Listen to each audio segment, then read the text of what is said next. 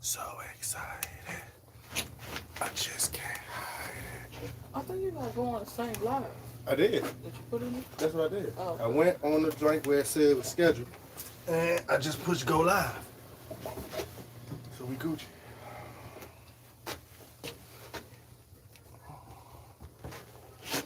Word up, word up, word up. Yo, AL, what's going on, brother? Or sister? You gotta tell me. AL, that's a real general set of initials. Bless, bless, definitely. Same to you. Sister, okay. All right, sister, appreciate you. What's up, what's up? Out here about to put a shrimp on the Barbie. About to put a shrimp on the Barbie. You said Ghanaians miss you. I don't know about that one. I don't know about that one. Where we been? We been like I said the first live. We basically been no, don't mess with that. You see who outside with us? I think I'm gonna change her name from Kumasi to Legend. Okay, so. So when they say what's your dog name, so her name is Legend. Oh, And right here. but I'm gonna just get another one. So yeah, we been don't go up there. I'm gonna cook you something. Don't worry about it. We've been redoing our house, knocking down walls, putting up walls, and like I said, I think it's 6. It was 7 rooms, but we ended up putting a bathroom in, so it's 6 rooms now. Downstairs. So we changed it from a 6-bedroom to 11, 3-bed, 12, 6-bedroom, 4. 3-bathroom to a 12-bedroom, 4-bathroom. I had to try to add that shit. But we put a studio. We put a studio on the jump. Thank you. So people gonna be able to come and go to the studio. You feel me? We got a special one for YouTube because the kids do YouTube. But so that's what's been going on. As you can see, we got the fire burning tonight. We on one of our decks. The other deck is over here, but we got stuff on there that we moving. So we out here on the deck. We got the grill in the back. We about to put on some burgers and fries. We got the snacks over here. Let me show y'all the snacks. Oh, you and these snacks. I wish y'all stopping with these snacks. Y'all remember that movie say, I'm tired of these snakes on this goddamn plane. I'm tired of this YouTube about these goddamn snacks. We got the snacks out here. And it's so crazy, y'all. Believe it or not, I don't even eat snacks. The kids get on my nerves. Like, we go to the store, they be like, can you please give me snacks? I said, look, we're not getting no more snacks. I had enough of these snacks with y'all. And they just bust out crying. We need a snack. Everybody's so addicted to these damn snacks. We got the snacks out there. Y'all stop. Told y'all we was gonna bring the snacks out. So. And y'all know what's so funny? We like let people live with us all the time, right? So a long time ago, we had this couple and they came and lived with us. They lived downstairs and they had food stamps. So they said, look, we're gonna do one for y'all. Since y'all letting us live with y'all for free, we're gonna buy all the food. And I'm like, yeah, that's good because there's so many of us in the house. We need the food. Y'all, they went food shopping. Came back and they had bags and bags of stuff. So I said, oh shit, we about to have some food in the house. They started putting the shit away and it was all snacks. I couldn't believe it. Kevin, they had not one meat, did they? Not one meat, no fruit, no vegetables, no nothing, just all snacks. Like they had a whole snack attack. But they was young. They was a young couple though. Young Pit, my age. She was your age? Okay, so yeah, they were still young because we had our first apartment. I was 16. Yeah, I was 16 when I had my first apartment. It was in the ghetto with mice and rats, but it was my apartment, right? So I think we had moved out of there and moved into a house. In a 3-bedroom house. So it wasn't there. We had a 4-bedroom house in Northwest DC. So we moved into the house. So people our age, we were still young. Everybody was still young. We just was the only ones who had a place and had a car and all that shit. But everybody was still young. I think we was like 19 at that time. Had to get a brand new skipper to flip out here. Yeah, so that was crazy. But that's what I think. Yeah, we had ATL. You said you should have came down to ATL for Thanksgiving? I don't even celebrate Thanksgiving, believe it or not.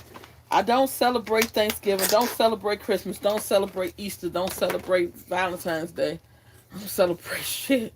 So I won't be doing nothing for Thanksgiving. But one Thanksgiving, and I don't know if y'all went back and reviewed our videos, but we started a TV show, What's Holding the Drews Back, and we actually filmed that on Thanksgiving. So we cooked a little fake ass Thanksgiving dinner, and it was so crazy because I wasn't even thinking about the dinner. I'm thinking about getting the cast members and everybody together. That I left the turkey on and the turkey burnt.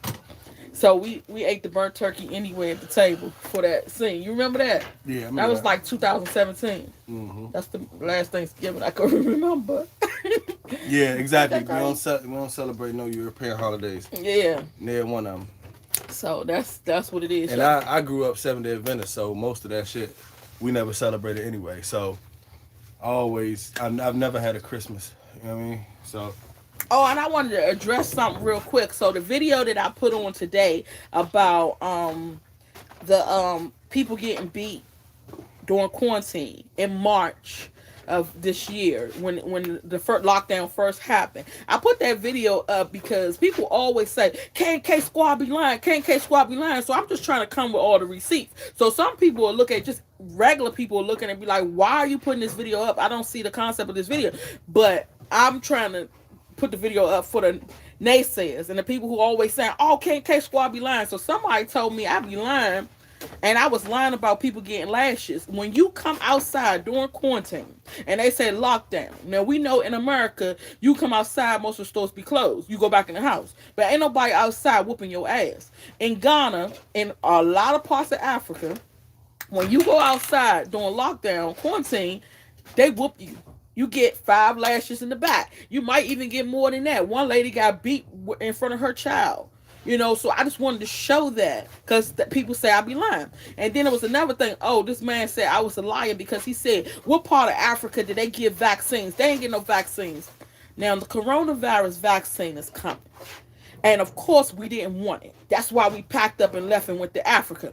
Now, when I was thinking about the whole move to Africa, I was thinking like, okay, look, we can go in the village somewhere and hide out. They ain't got no addresses in Ghana. We're going to be straight. We ain't going to worry about no vaccine. But then when I got over there, I started seeing how hard they was going for this daggone coronavirus. I mean, everywhere you got to have a nose mask. You ain't going in no place without no nose mask in Ghana. Then when you driving in the car, you get pulled over if you don't have a nose mask. And then they talking about they want you to social distance in your car. So if you have a 3-row seat car, they only want 2 people on each row. How the hell you gonna tell me to social distance with my own family? So they was on that dumb shit. So I was like, okay, I'm getting the hell up out of here. So after going over there, that's when I really seen how heavy they was about that coronavirus. And then they start hearing the stories about what was going on when the lockdown happened. I was like, okay, so this is not the place for me. It seems to me that before Africans always was used as guinea pigs. So it seems like to me, before they give the vaccine to us, they're going to give them to the Africans. So I'm looking and I'm researching and come to find out they already giving the vaccines to South Africans. Already. So I'm telling the dude this on my comments and he said, oh, KK Squad liars. I said, okay. Let me go ahead and furnish the proof for you. roll that beautiful beam footage. Yeah, so that's what I had to do. So that's what that whole video was about. So when everybody else see this live, they'll see the explanation behind the last video I posted. So also, it's been a crazy week. Oh yeah. We should have did a TV show about this week. I'm really like I was like, damn, all the good parts we missed because we know we love reality TV, right? Mm-hmm. We should have did a reality show about getting our house fixed and the contractors from hell. Because we fired every last contractor this week. We had about 5 or 6 contractors. Mm-hmm. And we fired all of them. All of them did some dumb shit. Like, I can't even go down the road. One of them just left. Yeah, one of them just left. One set of contractors with some Jamaicans. Okay, he was working on the floor. He did my whole entire upstairs. So what he do? 2,000 something square feet. Yeah. He did like 2,500 square feet, right? Of flooring. So he did 6 bedrooms in the hallway or whatever. So I'm like, okay, cool. This nigga, he worked on the. It's been 2 weeks, Kevin. Right. So he been doing the flooring for 2 weeks. 5 guys for 2 weeks. Mind you, in his defense, we have 2 sets of stairs. We got one set of stairs when you first come in the house, and then when you go up those stairs and you go past like the initial part of the house, like you go to the other side, like the actual other wing of the house, there's another set of steps going down into the movie But theater. he wasn't even gonna do that at first. But I'm just saying that's what could have made him take a little bit longer because, you know, they really usually don't have nobody really has two steps, so he had to do the whole top floor, which is big. It's 6 bedrooms up there, and then he had to do the steps going down to the TV, family room, and then he had to do the steps coming down to the front door. So you gotta give him a little room to breathe. Like usually when you tell people I need you to come and do the floor in my house, they think, oh yeah, it's, you know, it's an average house. Especially the way we look and the way that we act and the way that we dress. You know what I'm saying? He probably was like, oh yeah, it's gonna be it's gonna be a boom boom boom. And then the nigga came out here and seen the size of this house and was like, man, it's gonna take us some extra time. But 2 weeks though, it was 5 guys for 2 weeks, and then at the end, like yesterday, 2 days ago, I'm like, okay, are you gonna do the steps? He was like, oh, I didn't know steps was part of the contract. I said, did you take the carpet off the steps? And he was like, yeah. Okay, so what you want me to do the steps? I said, okay, I just want you to wax the steps, right, and paint. The shit look good, but I see a lot of imperfections in it, right? So I'm like, okay, you know what? I'll just do it myself. So then he said he couldn't do the balusters, so I took them off myself. Then he said he couldn't sand the rails. I'm like, okay, just paint the damn steps and go home. It took him 2 weeks with 5 guys to do the upstairs and the steps. He just finished the steps, so finally we got that done. But I need to go over it again, and add some more because he did a lot of little, you know. I just want to make it look real good, right? Thank you. So that was one dude. He told us that we should not hire anybody but our color people. So he was upset. There we go. There we go. Somebody said y'all better get I just Verizon. Oh man, the kids knocked the Wi-Fi box out because they was coming outside trying to mess with us. They was coming to the window trying to mess with us. Yeah, I don't know if we back on and y'all. Somebody said give them some Robitussin. Somebody get their ass some lean. They about to get the fuck out of here with that goofy shit. So what was we talking about before we was really interrupted by those juvenile delinquents? I don't know. We was talking about the contractors. Okay, so we had those contractors. Then we had this little Migo contractor, right? What did he come to do? First, he was supposed to build me a deck. So I wanted a deck coming out in my bedroom, right? So he come to build me a deck, and I guess he too lazy to do it. So he said, a deck not gonna work up there. I said, all right, so what else could you do since you are right here? He said, I'm good with framing. I said, okay, well, frame out my basement for me. So he told me in order to frame out my basement is huge, right? He said, all right, it's gonna be $3,000. I said, okay, perfect. He frames the whole basement. Basement look good, right? So I'm calling him back, say, okay, I need you to build a box right here. I need you to build a closet right here. We're going to build a bathroom. We're going to do this, do that. So he's like, all right, cool. So he's doing everything. So then I tell him, I need you to knock down some walls for me. He said, all right, I'm going to charge you. What did he say? No, I said, make sure that my deck is secure and everything good in my deck. He said, all right, I'm going to charge you $100. I said, all right, cool. So I said, now knock down some walls for me. He said, all right, I can knock down some walls for you. I'm gonna charge you $300. I said, oh, you talking some crackhead prices. I love it. So that's good, right? Oh, that nigga went up quick. He started talking about to knock down one wall. The first wall was $300. So I was like, all right, well, we're gonna knock down all the walls in the house then. Next wall, he talking about $500. Next wall, $1,500. Next wall, $2,000. I'm like, hold up, some shit ain't adding up right. You talking about knocking one wall down for $2,000, but you build me a whole basement for $3,000? I said some shit ain't working right. So then the guys get here. Oh, he was gonna put me in a screen door for $150. So I was like, okay, cool. So he started getting beside himself. So the guys get here to do the drywall. They drywall in the basement, right?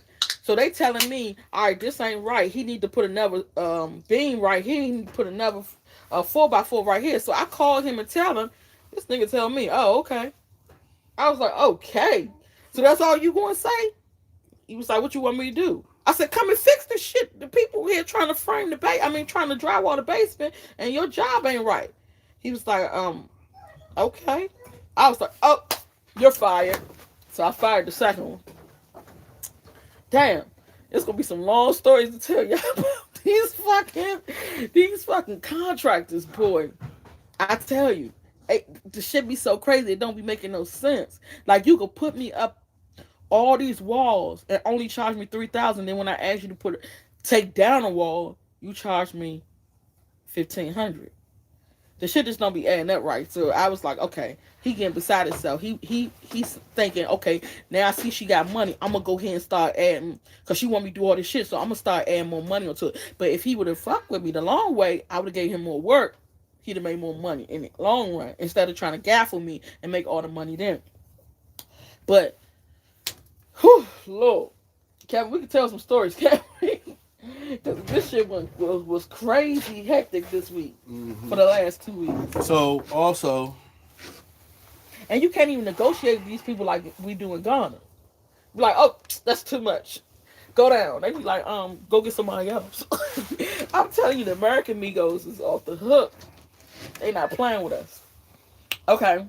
no, it wasn't a power outage. It was the Wi-Fi. Where we live at is like suburbia. So we have, it's like the town that we live in is called Snellville. In Snellville, I don't think they allow any Wi-Fi. I mean, no phone towers inside the city. They got to be outside the city, so it's on the outskirts. So when you get closer into the city, you don't have a signal unless you're using Wi-Fi. Some goofy shit like that. I don't know how it goes. But, and then the steel roof made it even worse. But the point is, the kids was in the room, and my baby, he smacked the Wi-Fi box and knocked it down. Like I said, with this house, you have a Wi-Fi box on this side, and then to reach to the other side of the house, we got little paws and stuff. They got to go all the way through the house. So when he clipped it, it clipped the internet. The lights are still on. The electric is still on. It wasn't a power outage. It was him clipping the Wi-Fi box.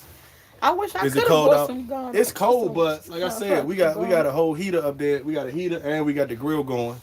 So it's not cold out here. I just keep a jacket on, but it's not cold out here. Oh, can't stream a live video due to Ghana power outages. I heard. Somebody say, "Oh, we back in the U.S." Yeah, Corey, we back in the U.S. Back in the U.S. We've been here for about a week.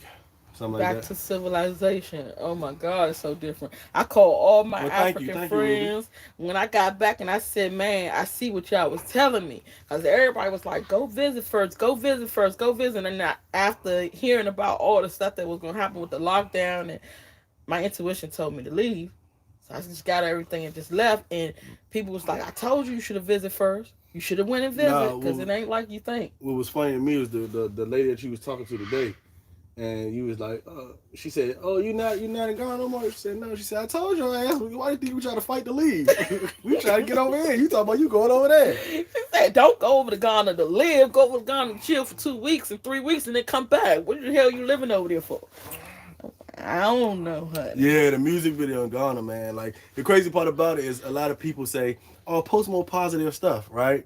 We posted the positive stuff. We posted a video of us doing business and a video with Ghana natives, and that joint didn't get nowhere near as much numbers as when we come on here and we give our opinion. So that's crazy. Yeah, that's crazy. Or like the airport video. Yeah, so or something like that. When we on here talking that talk, they mad, and then when they say, "Why don't you say something positive?" And then when we say something positive, they don't watch the shit or they don't comment. They see it and they don't say nothing. So. Whatever, we're gonna keep doing what we do. Thank you. It's like you can't please everybody. You can please some of the people sometimes, but not all the people all the time. So you just gotta just do how you feel. Yeah, it is definitely peaceful out here. Oh y'all, so everybody always asks me, did we talk to Romeyer? Finally talked to Romeyer yesterday and today. Finally. I would bust his bubble, but I'm not gonna do that. So what happened to last week's live? We trying to figure out the same thing. Yeah, I don't know what happened. We trying to figure out the same thing. I don't know what happened. I don't think we went against any rules. I don't know. I don't think they have rules for live. I don't know. We made sure that we don't put that it's a child friendly live. We make sure we don't put that. So I don't know what the fuck what they said that we did. You know what I mean? But I think it was the music. Oh, we did put music on that. Yeah, it might. I don't know. Maybe we were supposed to put "we don't own the rights." Yeah, before or some wild shit like that. Okay. All right, so let's do it again, y'all. don't You trip gonna because, say you don't own the rights to this music? because people want to go back. Apparently, people want to go back and want to watch the live. So don't mess it up. So where they take it off again No, just to I was prove a point. saying, let's see if that happens. Okay, we'll do another test live and see if they do it. So another thing that it's a couple of things that we want to discuss. Yeah, we are back in ATL. Thank you for the welcome back, Candy. Yes, we do, Kendra. We feel a lot better. We feel a lot better. We at home. You see, you gotta move her head. We got the heater out here. We on the deck. We got the grill popping over here. We drinking real Dr. Pepper. You know what I'm saying? I got snacks. She about to cook some shrimp. This is scallops. I'm gonna put some scallops. See this, Kendra? We got snacks, Kendra. Oh my god! I told y'all we was gonna have a snack party. We're gonna have a snack party. We're gonna do a snack party do it after Okay. after Thanksgiving. Just We're know we strapped and snack ready to go party, with the but- snack party. I'm not eating that shit. Yeah, Thank you. it's gonna be up there. I'm trying to go over here. So anyway, yeah, we are back at home. We peaceful, everything chilling. You know what I mean? Real Dr. Pepper, yeah. No, what happens is like, okay, so when I was in Afghanistan, when we used to get the sodas delivered to us, they tasted funny. They tasted more like syrup. You know what I mean? So that's how they taste it. Mountain Dew didn't even taste like Mountain Dew. It ain't had that bop in it. You know what I'm saying? Like I kept saying, give me some shit with some bop in it. It didn't hit you right here when you sip that Mountain Dew. So now we got it back and boom. So we straight, and yeah, we got them snacks on deck, real snacks, shit that I know when I see it and all that good shit. So yeah, we are very much at peace. Like I said, this is probably about 60 degrees out here, probably a little bit less than that. But like I said, we got the heater up. We got and I actually got the heater on low. I had to turn that shit off because it's some type of suction shit going on. So the heat just comes and it just whirlwinds and I shit. like it warm though. I like it hot. But yeah, real snacks on deck. So there was a couple of things that I specifically wanted to talk about. One was, and I'm gonna do a couple of these things without saying no names. No, you gotta say names. No, because I don't. First of all, rule number one: if it's about me, at me, so I can see. But there it. ain't nobody at me. So at the end of the day, But still, you got to keep it 100. So Adam, right here, comment at the person who you talking what? about, so then they can come on and see what you got to say. they You gonna see it wanted to anyway. get back to them anyway. They gonna see it anyway. Because, like, even when I went on her page, I said, oh, you know what? I'm going to do a video about it. I told her, so make sure you watch out for that video. Because if I'm talking to you and you won't talk back, I'm going to just do the video and show it to everybody. Let you see it. Okay, but this is the whole thing. You know how I grew up. One thing I hate when people show off. I hate when people do shit and they say, you know, they want to call the police or they want to do some shit like that. They want to hide off. I don't like that. I came from the era where you talk shit, you get your shit split the fuck all the way up. That's just what it is. You know what I'm saying? And if I can't do that, then there's no need for us to even go back and forth. That's like arguing with a woman. You don't argue with no woman because you arguing with me now. I'm not arguing. Because I'm telling you to at her and tell her. Okay, well, I'm going to tell you what. When I say what I got to say, if you want to continue your conversation, if you want to add her woman to woman, then you can do that. Me, I'm a grown-ass man. I'm not about to be going back. These motherfuckers got me fucked up. Anybody want a German Shepherd? Does anybody? Y'all got me rolling in these Does comments. anybody on here want a German Shepherd? Oh, my God. And 4 kids? Oh, my God. That was too funny. Y'all got me rolling in this. Damn. Oh, my God. If it, email us. Kevin, that was your fault. Because you should If you put the dog would away. like 4 When you didn't kids put it and away. a German Shepherd, they come as a package. I cut you a mean deal on the motherfuckers. No. And then when I come in there, she's already sitting right there staring at me like, I ain't do shit. Say you did. You just, I know you was over there. I think that we should move the Wi-Fi box. I We think can. that would be best. And I had bought something for the Wi-Fi box to put it up Uh-huh. before we left to Yeah, Africa. we can do that. We can So do I that. gotta wait for the container to come back because the container's still in Yeah, back the dog is an agent. here. Okay. So, and first of all, y'all know the dog, we got the dog in Ghana. Yes. So that's all I'm gonna say. I ain't gonna say nothing else Kumasi. because everybody gonna say, oh my God, y'all talking stuff about Africans. We got the dog from Ghana. We named the dog Kumasi. And all of a sudden now this nigga want to clip the Wi-Fi when I'm about to address the situation. I don't know. I mean, y'all leave it up to your own speculation. Oh Lord. Did we ever tell the story about how we got the dog over here? No, but we're that's a whole nother Oh situation. yeah, because we haven't done that video yet. We haven't put that video. Right. Okay. Right. So Okay. what I was saying So is, we was talking about. no, we was talking about what I said that I was gonna do and what you said you was gonna do after I finished saying what I was gonna say. So here's the thing. We got this grown woman, right? And we've addressed this situation before when we were in Ghana. This person, first off, when we first did our first video, the person did a video on our video, right? I guess a reaction or whatever you want to call it, giving their opinion of our opinion, giving an opinion on our opinion, saying our opinion is wrong, but your opinion of our opinion is right. Anyway, they did a video about us and they started telling everybody about us. Oh, go watch their channel crazy, this, that, and the third, whoop, whoop, whoop. So a lot of the people that came to our channel, you had some people that was like, oh yeah, you right, they crazy, this, that, and the third. But you had a few people that came over there from her channel and was like, nah, I fuck with them. I like them. They cool. They keeping it real, this, that, and the third, whoop, whoop. So my daughter, she's a YouTuber too. If you look her up, she's been on YouTube for a couple years now, off and on. She don't really do too much. But she did a reaction video to the comments, right? So one of the comments that my daughter reacted to was her comment. So No, she didn't You talking about to her comment on our channel? yes, Okay. because my daughter was going down everybody's comment, all the negative comments on the video. And one of her comments was one of the ones that my daughter said something about. And apparently she got offended and she went to my daughter's channel and commented to her about how her arms is not long enough to box with an adult. Now, first of all, you're a grown ass woman. Why is boxing even a reference coming out your mouth when you talking to a 15-year-old girl? Come on, bruh. Like you talking about a girl, a little 15-year-old child, and the first thing that come out your mouth is boxing. You out of pocket already for that type of shit. So okay, cool. So I went on there and I replied about, and I was on my daughter's page. I said, "You a coward. Why are you talking to a 15-year-old like that?" Not to mention when she made the video, we said something to her about it. We even reached out to one of the people that she know, was like, "Man, yeah, if you want us to, we'll pull up. It's nothing."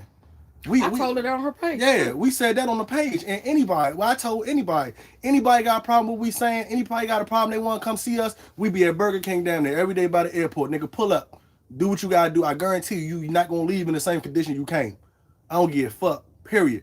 So when this whole situation happened, my wife hit her and was like, man, yeah, we could come up there where you at.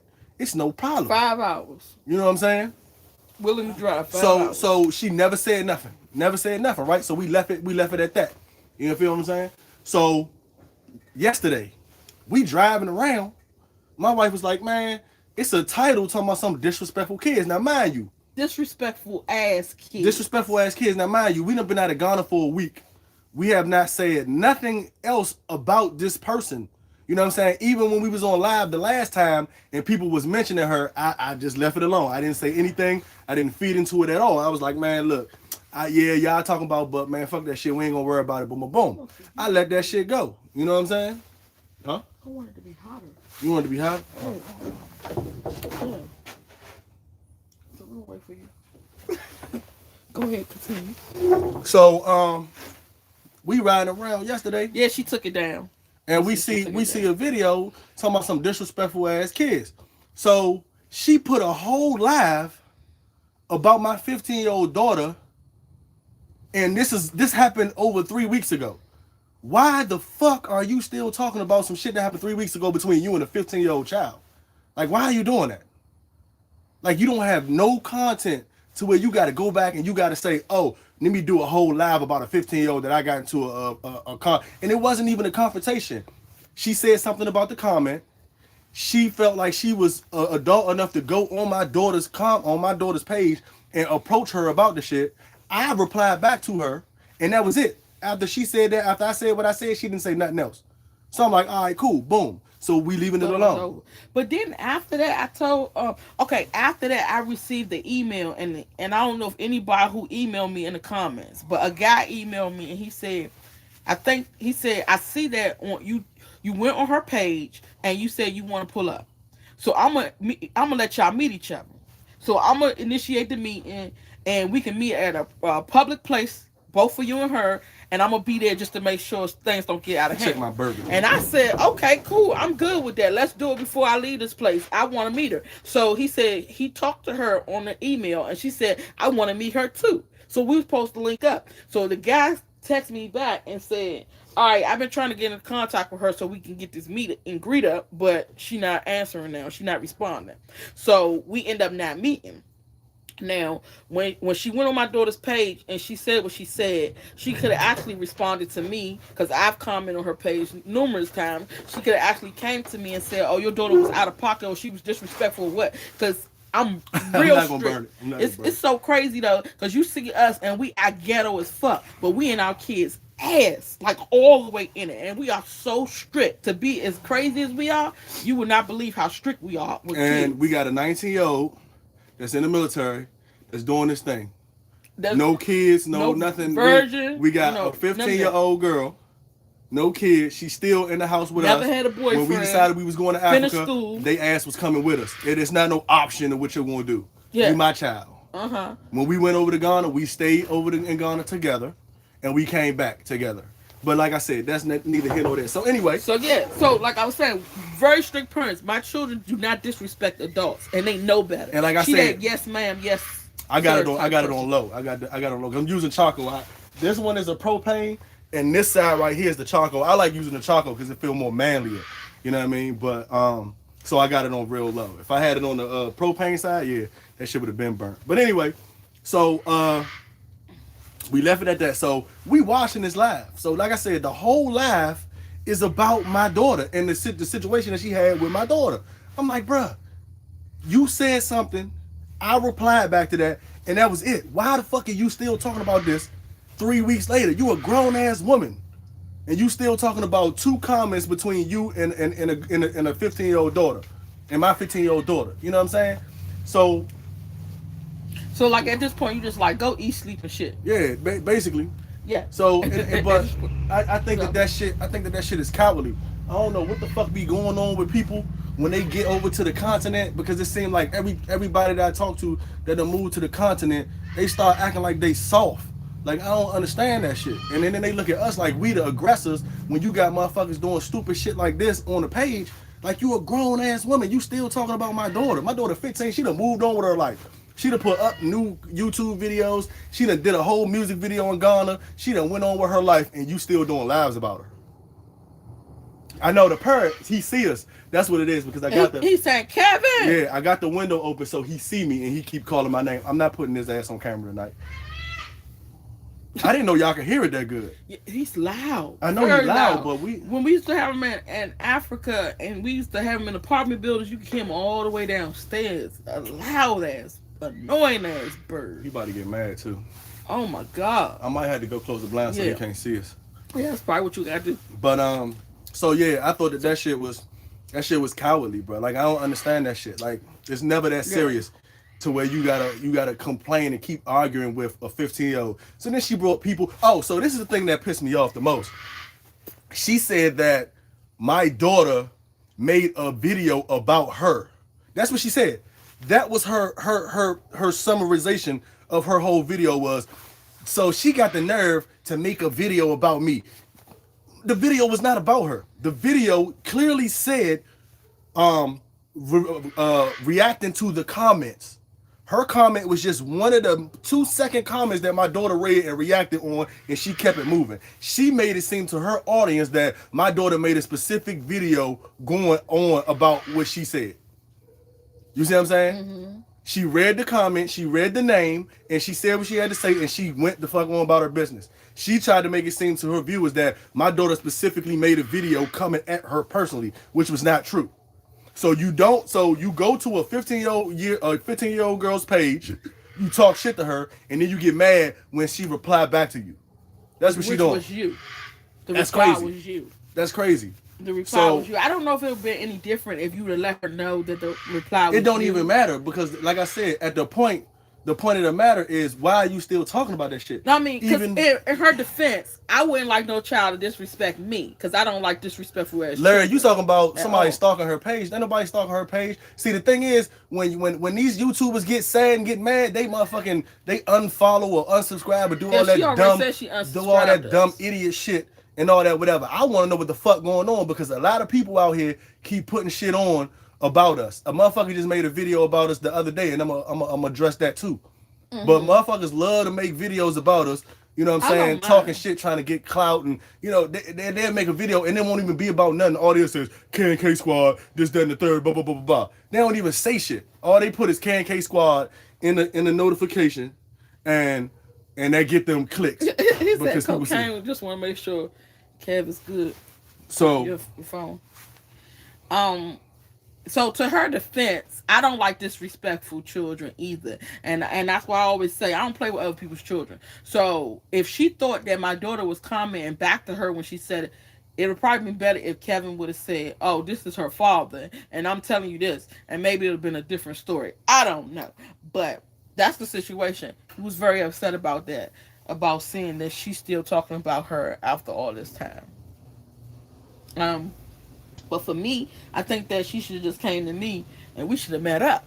We should have met up and did all this shit. Because all this shit went out of context. Like everything went out the wrong way. When I first put up that first video about me not having snacks that everybody is talking about and about how bad it was, I wasn't complaining. I was just telling people, like, when y'all look at YouTube videos and y'all see all the good, the glam, and all the beautiful palm trees and stuff, and y'all like, damn, people didn't tell us it was nice like that over in Africa. I thought the same thing. So when I went over there with these rose-colored glasses, thinking that Africa was going to be this very beautiful place. So when I got over there and I seen it, I was like, hold the fuck up. What the fuck did I just do to my family? So I just wanted, when I came over there and I see all the stuff that was happening, I said, well, let me do a video. I didn't know it was going to go viral like that. I said, I just want to do a video to let people know that this shit ain't where it's at. So I said, look, y'all, we ain't got no electricity here today. We ain't got no water. The water keep going out. Ain't no hot water. I mean, it's no snacks. It's, all the things that was going on. It's bugs and what is those? Solomon? No, what is those things? Iguanas doing push-ups and shit. I just wanted everybody to know, because some people don't know, and I know people have questions like, okay, how do I get my container over there? What's gonna happen when I get over there? Is they gonna have electricity, or how do I get water? People want to know those things, so don't have people come over here and not know. So I just put a video out to tell y'all, look, they ain't got what y'all think they got. Like, shit ain't popping over here. So when that happened, everybody started talking about me, and all the big YouTubers came on the page. Blackson came on here and said, well, somebody said they was actors, so I was gonna reach out to them, but I don't want to talk to them no more. Woe Meyer came on there and said, hey, where y'all at? Because I just want to pull up on y'all so we can talk about this. Then Sleeping Shit came on in and was like, that never happened to me. Where you at?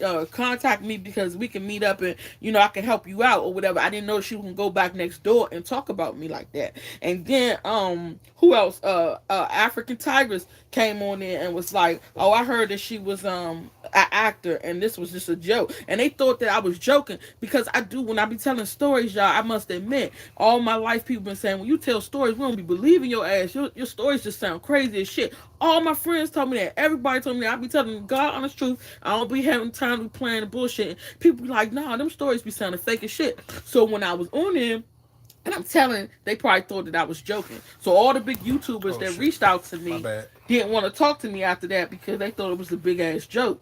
But I was dead ass serious. Like, I was in my feelings when I woke up. Okay, hold up. Somebody said, I don't recall her speaking on your child. If you was at her last live, her whole live was about my child. It said she didn't mention her name at all, of course. But the whole topic was about, when she said disrespectful ass kids, she was referring to my daughter. When she told the story about what she said to the child and the child said something back to her, that was her talking about my daughter. I knew she was talking about it when she said disrespectful ass. She didn't say her name, but yes. the whole live was centered around exactly what happened. That's the whole thing she was talking about, was my daughter. Mm-hmm. Everything. Even when she talking about something, she brung the older lady on there, and the older lady was like, children shouldn't be disrespectful and all this other shit. Like I said, first of all, the reply was from me. I replied because my daughter went and showed me. My daughter showed me and said, hey, this lady This lady went on and told me I'm my arm's too short to box with her, and I'm like, box? Why the fuck would you come at a 50-year-old talking about fighting? Like that's crazy as shit. Like I'm pretty sure you adult enough to figure out another way to articulate to a child that they should stay in the child's place besides a fighting of any sort. You know what I'm saying? Like that shit was just crazy. But yeah, but that was the whole situation with that. But like I said, the thing that blew me the most is that she sat right there to her followers and her fans and try to tell them that my daughter specifically made a video about her, which it wasn't. It was about her reacting to all the disrespectful comments. Hers was just one of them. And she tried to make it all about her. And then she said something about how my daughter said something to her. I said that. I told her that she was a coward for fucking going on the child's page when she could come and talk to us. She could have talked to us at any point in time. We had when she had first put the first video out about us. You know what I'm saying? I had addressed it. I had said something about it, and she never said nothing to it. She never addressed it. She never said nothing about us. But then you go to a 15-year-old girl page and talk shit to them. Like when we start doing that, like that shit is cowardly, man. And it's like I see it all the time. So another thing that I wanted to address real quick was it's a couple of dudes. There's one dude, and I'm not gonna say his name. Say his but name. What happened is Shit. Because they like Jay-Z said, if you say my name, you famous. If I say your name, I'm brain. Whatever the fuck he said. The point is, if I put your name out there, then that means people gonna go and look for you. Oh yeah. You see what I'm saying? Because that's what a lot of people are trying to do. A lot of people are making videos and putting K&K Squad, putting K&K Squad in their title because they know that's what's gonna get them clicks. They doing that already. Hold on.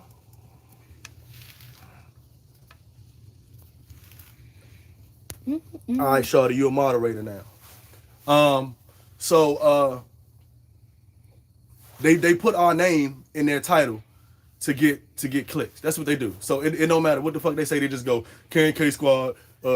I went to the store today. Like nigga, what the fuck do K&K Squad got to do with you going to the store? Nah, some girl said K&K Squad in her title, and she said, Kathy, I want my money back. Right, but what the fuck that got to do with us? O'Shea Duke was good. What's good, big boss? We out here. We back in America chilling. You know. Where you at? Where you at, O'Shea? You in Uganda, right? That's O'Shea Duke Jackson. Yeah. So yeah. They put our name in their titles. It could be anything. They could be talking about rebuilding a house in Ghana, and they put K&K Squad. I was building my house. Like who the fuck? Why the fuck do you keep riding our dick using our name? Oh, that's a bad word. I'm sorry, y'all. Maybe that was a little bit too much.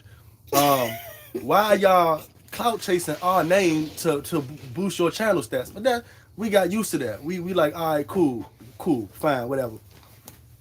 So we had and they want us to say their name on our page so that our people can go and look at them and give them the extra views that they want. So I choose to not say people's names. Okay. Now, if people say names in the comments, a lot of people already know who we're talking about anyway.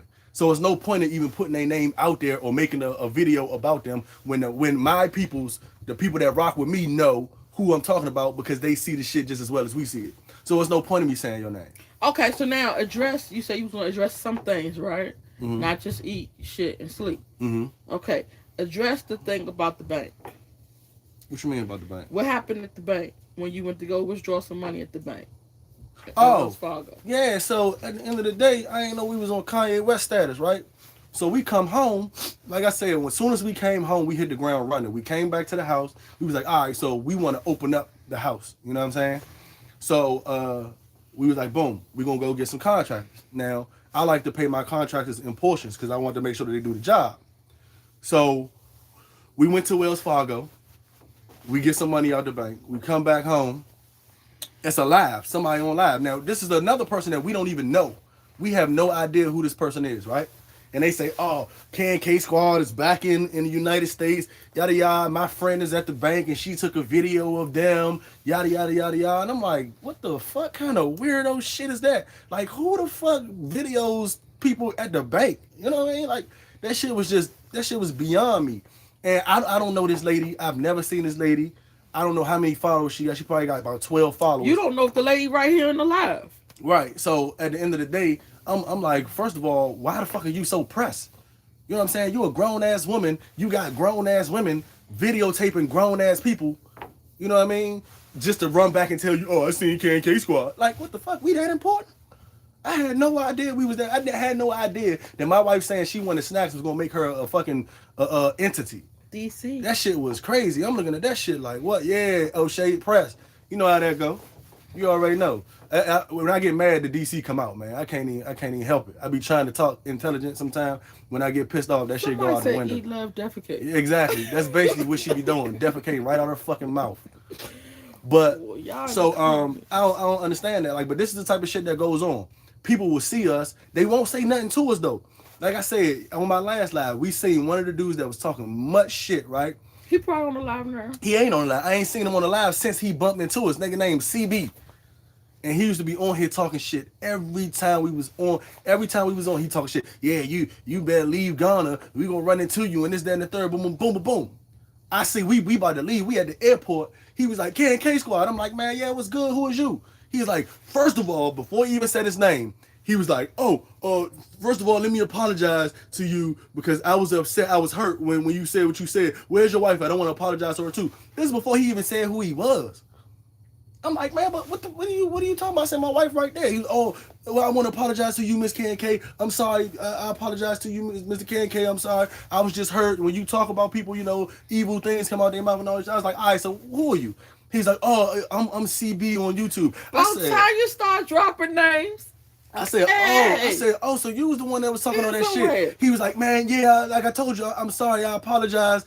I was just upset and this, that, and the third, blah. He was like, but I love you guys. I love your channel. I can't wait to tell my wife I seen you. I was like, oh, word. That's how we giving it up. Now you want to switch up now. Motherfuckers be mad, angry, and mad aggressive until they run into us. Then it's nothing. Then we met somebody else. We met people at Burger King. We done seen people at the Cry Mall. You know what I'm saying? And they walk up to us, K Squad. Whenever they say K Squad, I already know we got good people and we got keyboard thugs, exactly. So whenever motherfuckers say K Squad, I'm like, man, what's up? I step up. You know what I'm saying? Oh, man, I just want to say we love you, blah, blah, blah, blah. Yeah, man, your wife, man, the snacks thing, ha, ha, ha, ha, da, da, da, da, and all this other shit. We met Go Black to Africa. Now I'm not completely sure, but I think one of the first videos Go Black to Africa did about us, it wasn't on a positive note.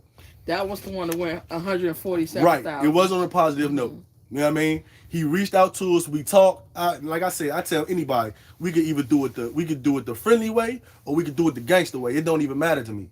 You know what I'm saying? So he was like, man, yeah, I want to meet. I was like, all right, bet. Where you want to meet? We can set it up. We set it up. We met. We sat down. We talked. Whatever. He was like, man, before we leave, can we all get a picture? This, that, and the third. We took the picture. We went on about our business. He a cool dude, you know what I'm saying? But like I said, this goes to show you that it be a lot of motherfuckers that when they do their videos, they do real negative shit. Or they be talking real slick out their mouth. And then when they see you, it's like, oh man, nah, man, you know how that go. I don't play by those rules. I don't do that. I stay out the way because I know my shit go from 0 to prison real fast. Like I don't have no in between. Either we gonna be cool or I'm trying to dig a fucking ditch for you. Alchemist, you owe me some macaroni and cheese, big dog. I'm gonna come see you. We be back home now. You ain't got no excuse now. And Thanksgiving coming up, Alchemist. We coming to your house. We don't celebrate Thanksgiving. We coming to your house, Alchemist. Yeah, like that. We don't play by those rules. I don't like that shit. So everybody, we met somebody else too. I swear we met God. JT, the bigger figure mother. Oh yeah, we went over her house. So we're gonna talk about that too. Everybody that we met, I swear on my life, I swear on anybody's life that's important to me.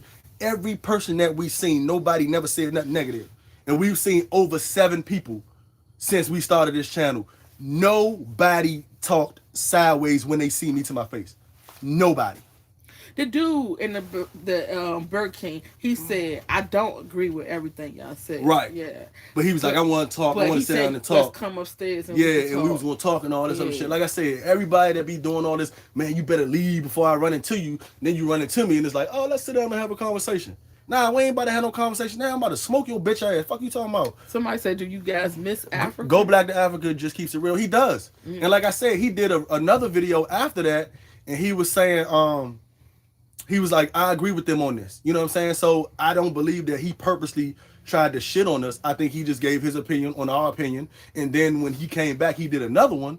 And he was like, nah, you know, a lot of the stuff, me and K Squad, we don't really agree on the way that they do stuff. But this video right here, I got to agree with them on this one. You know what I'm saying? So, and man, like I said, it's a mutual respect. When I seen him, it wasn't no motherfucking, yeah, we about to do this type shit. What you talking I'm about? talking about cocaine.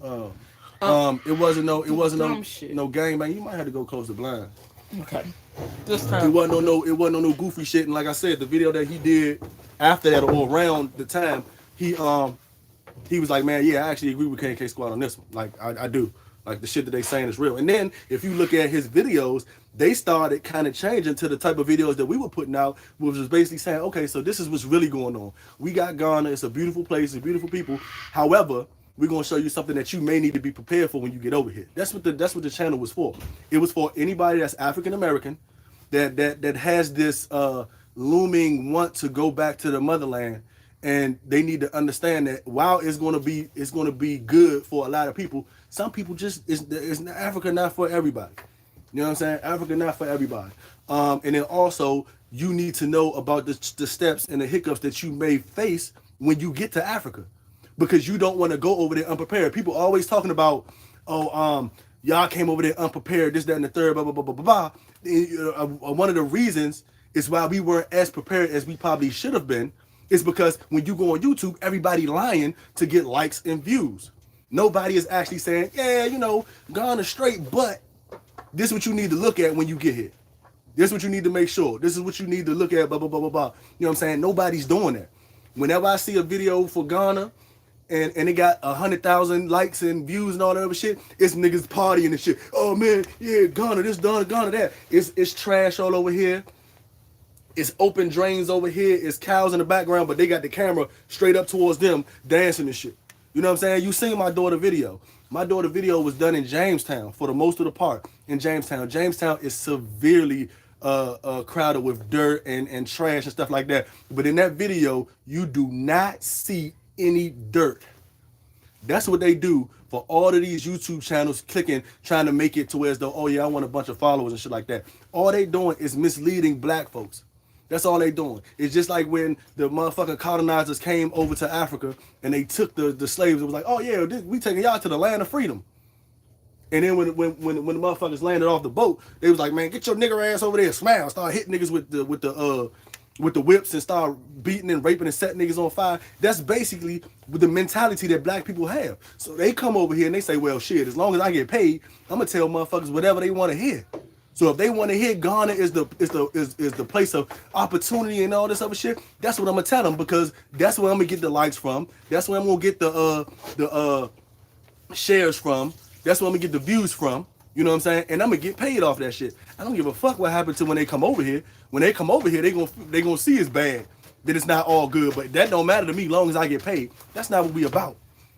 That's not what we about. We came over there. We already did our investigations. We didn't know it was gonna be to that extent, because like I said, white Western media has painted Africa to be very, very bad. So I never paid attention to that. I want to go see for myself. Can't nobody tell me what somebody is doing unless I know them myself.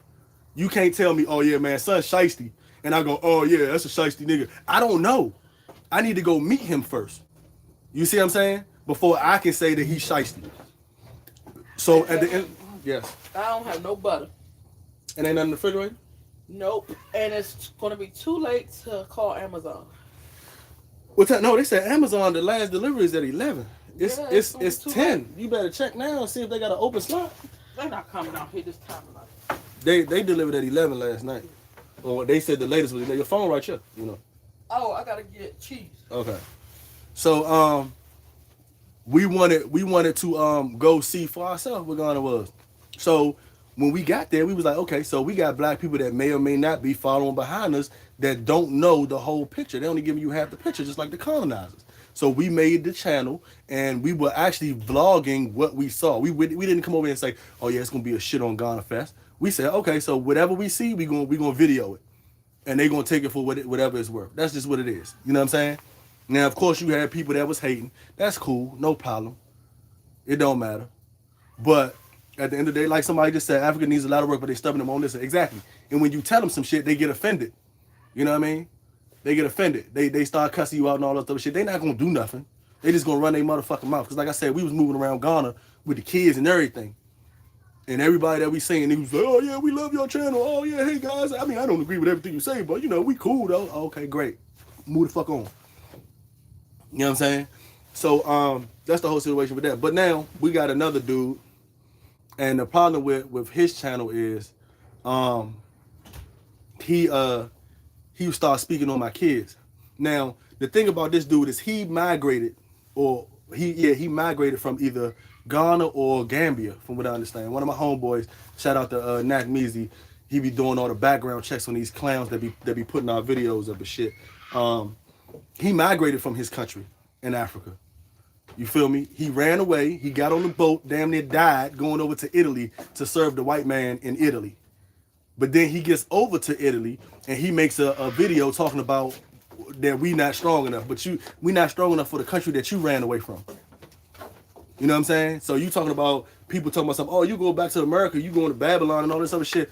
Man, you run into Italy. You run into Italy. And your man Oki Blog. And then you got Oki Blogs, goofy ass.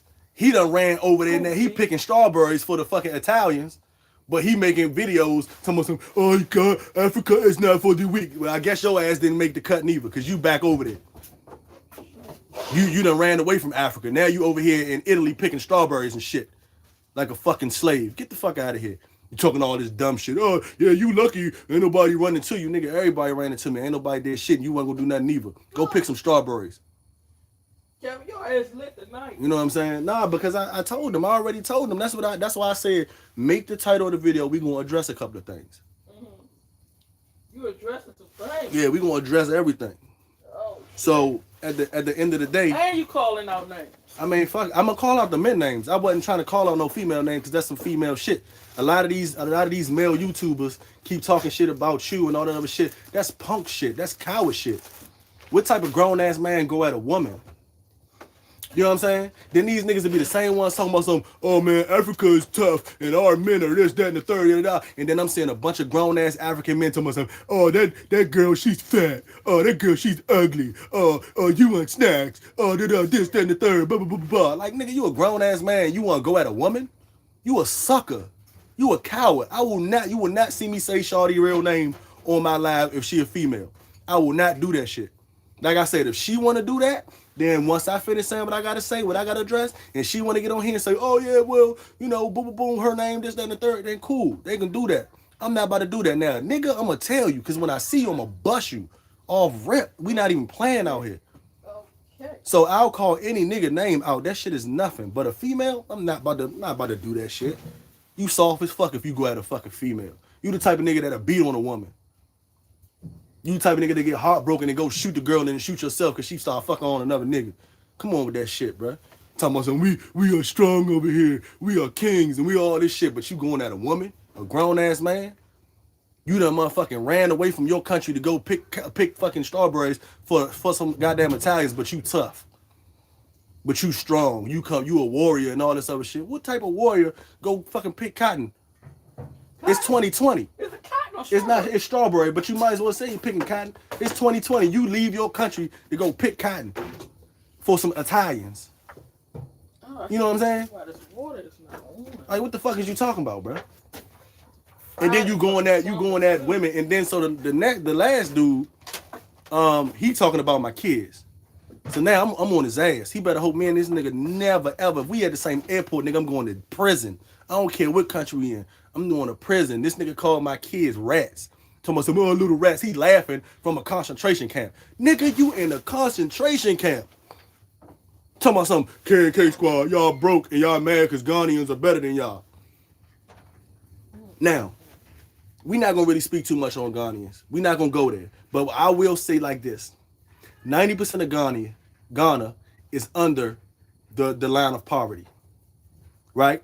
90% of Ghana makes about an average of 200 to 300 cedis a month. We came to Ghana and blew 55,000 cedis on a minivan. In the same week that we showed up. 55,000 cedis. We posted a video. We showed the picture. We showed the car. Oh, that video got come back. You see what I'm saying? Y'all seen the van. We was riding around in the van. We got pulled over in the van. We got footage of the shit. The van is on its way right now. We said, fuck that shit. We about to ship that shit back over. It's a Japanese van. That shit coming back over to the U.S. I'm about to be the only nigga in America driving a Toyota Voxy. 55,000 Ghana cedis. The average Ghanaian probably make what? What is 200 times 12? They probably make 1,000 CDs. You making 2,500 CDs a year, and I just threw 55,000 down on the car when I got there. 55,000, and that's just for the car. That ain't for the hotels. That ain't for the Airbnbs. That ain't for the food for me, my wife, and 4 kids. But we broke.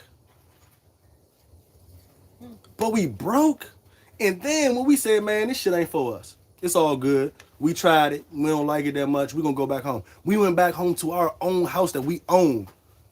I'm sitting right here, right now, on my porch with my fire thing on and my wife on the grill back there. You understand what I'm saying? In my house. In America. Yeah, I got him started. But we broke. Captain. But we broke.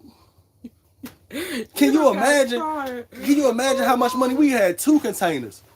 Oh, God. Everybody was talking about something. Well, why y'all buy all new stuff? Blah, blah, blah, blah, blah. This, that, and the third.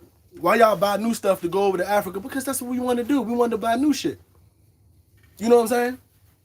But we broke. Are we buying new shit or are we broke? Which one? Let me address that real quick. For people who don't know who's still going over there. Okay. People always say, throw all your stuff away, buy all new shit when you get in Africa, because Africa have everything. Africa does have everything, but there are some things that y'all not gonna be used to. Those beds, and everybody from Ghana can comment on here. Those beds feel like you sleeping on bricks. Hard as hell. It's no plush to it. I even went in the store. I said, "Do y'all even sell pillow top mattress?" He said, "What is that?" He didn't even know what that was. The pillow's hard as hell. I don't know what y'all gonna do, but you gotta take a mattress or a pillow. I mean, a mattress and some pillows and some sheets and blankets and some washcloths over there, because they do not have it like we have it in the States. So I just wanted to say that real quick. Right. So there you have that. And then like a lot of y'all saying in the whole situation, we made that trip not by ourselves.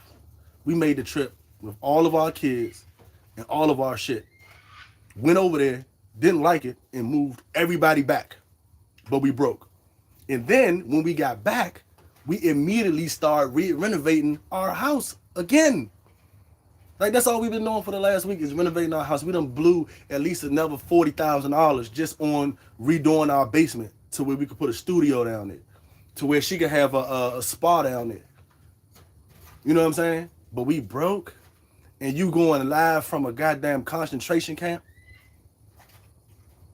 Come on, big dog. Like, you gotta do better than that. You gotta work on that, bruh. That's like me going live from a homeless shelter calling everybody that got a house broke. That shit don't work like that. That shit crazy.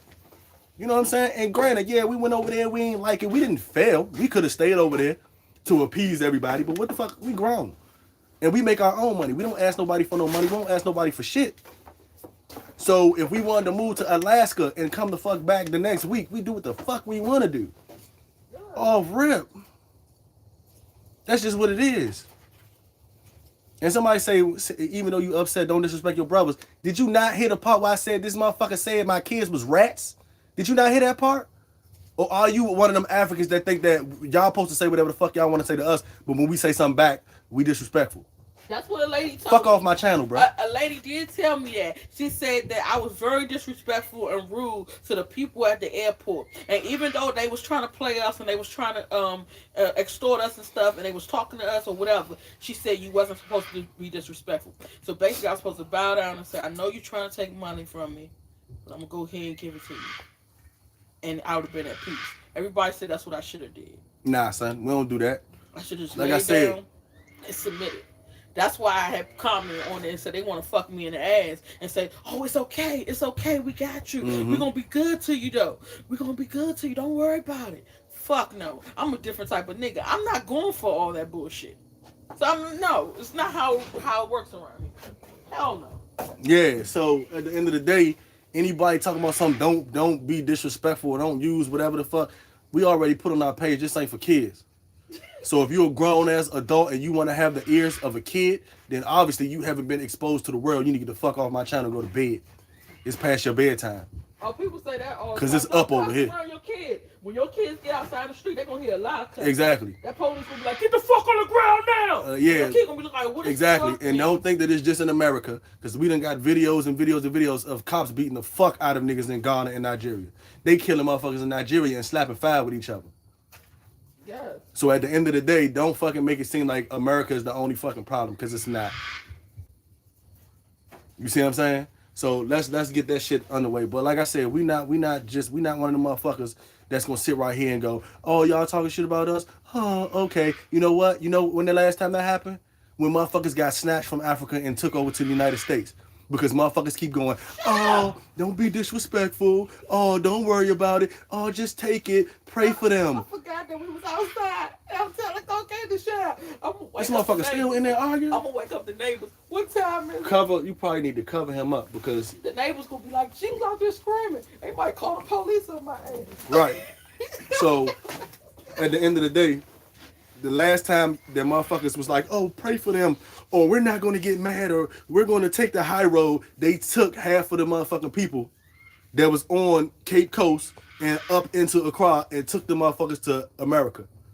And y'all niggas ain't do shit about it. So all that being nice shit is over with. That shit was over with when our ancestors fought their way out of slavery. Because we realized that no matter how nice we are, no matter how good we dress, at the end of the day, to everybody else, we're still gonna be niggas. So we could be as docile as we want. When you look at the videos in the 40s and the 50s and shit like that, the motherfuckers was walking around in suits. When motherfucking white people was walking past, they had their head down. Yes, sir. No, sir. Yes, sir. No, sir. And niggas was still getting hung.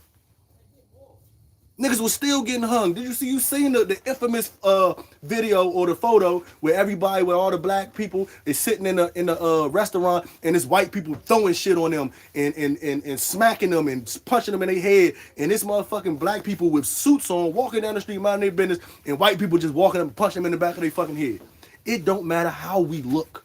It don't matter how we talk. It's still gonna be the same thing to a lot of people. We still gonna be niggas. So if y'all want to play this role where it's like, oh, well, we're peaceful people and this, that, and the third, now we see how we ended up in America. Now we understand that. Because y'all was too busy when the Dutch came over and the Portuguese came over and said, oh, we gonna take a couple of y'all niggas. And we gonna take some of their girls too. Y'all was like, oh, we not gonna be disrespectful to y'all. We gonna let y'all take them. It's all good. Yeah, that docile shit. Nah, we had to get out of that shit. Because if we didn't, we'd still be slaves right now. We'd still be slaves right now. So y'all didn't experience that slavery. Y'all got colonized, but y'all haven't experienced the fucking slavery, the horror of slavery that our ancestors over here had to endure. And we had to fight our way out of. They came and they snatched y'all, they killed y'all, and they pushed the fuck on. They went about their business. The motherfuckers that they took went through hell. And they tried to keep them in hell for as long as possible until they fought their way out of it. So when y'all want us to come back to Africa and be docile, that's not in our DNA no more, big dog. Because if it was, we'd still be slaves right now. We're not doing that no more. You see all the black African Americans with t-shirts on over here that say we are not our ancestors. That's not to be disrespectful. That means if you fuck around over here now, you gonna get stepped on.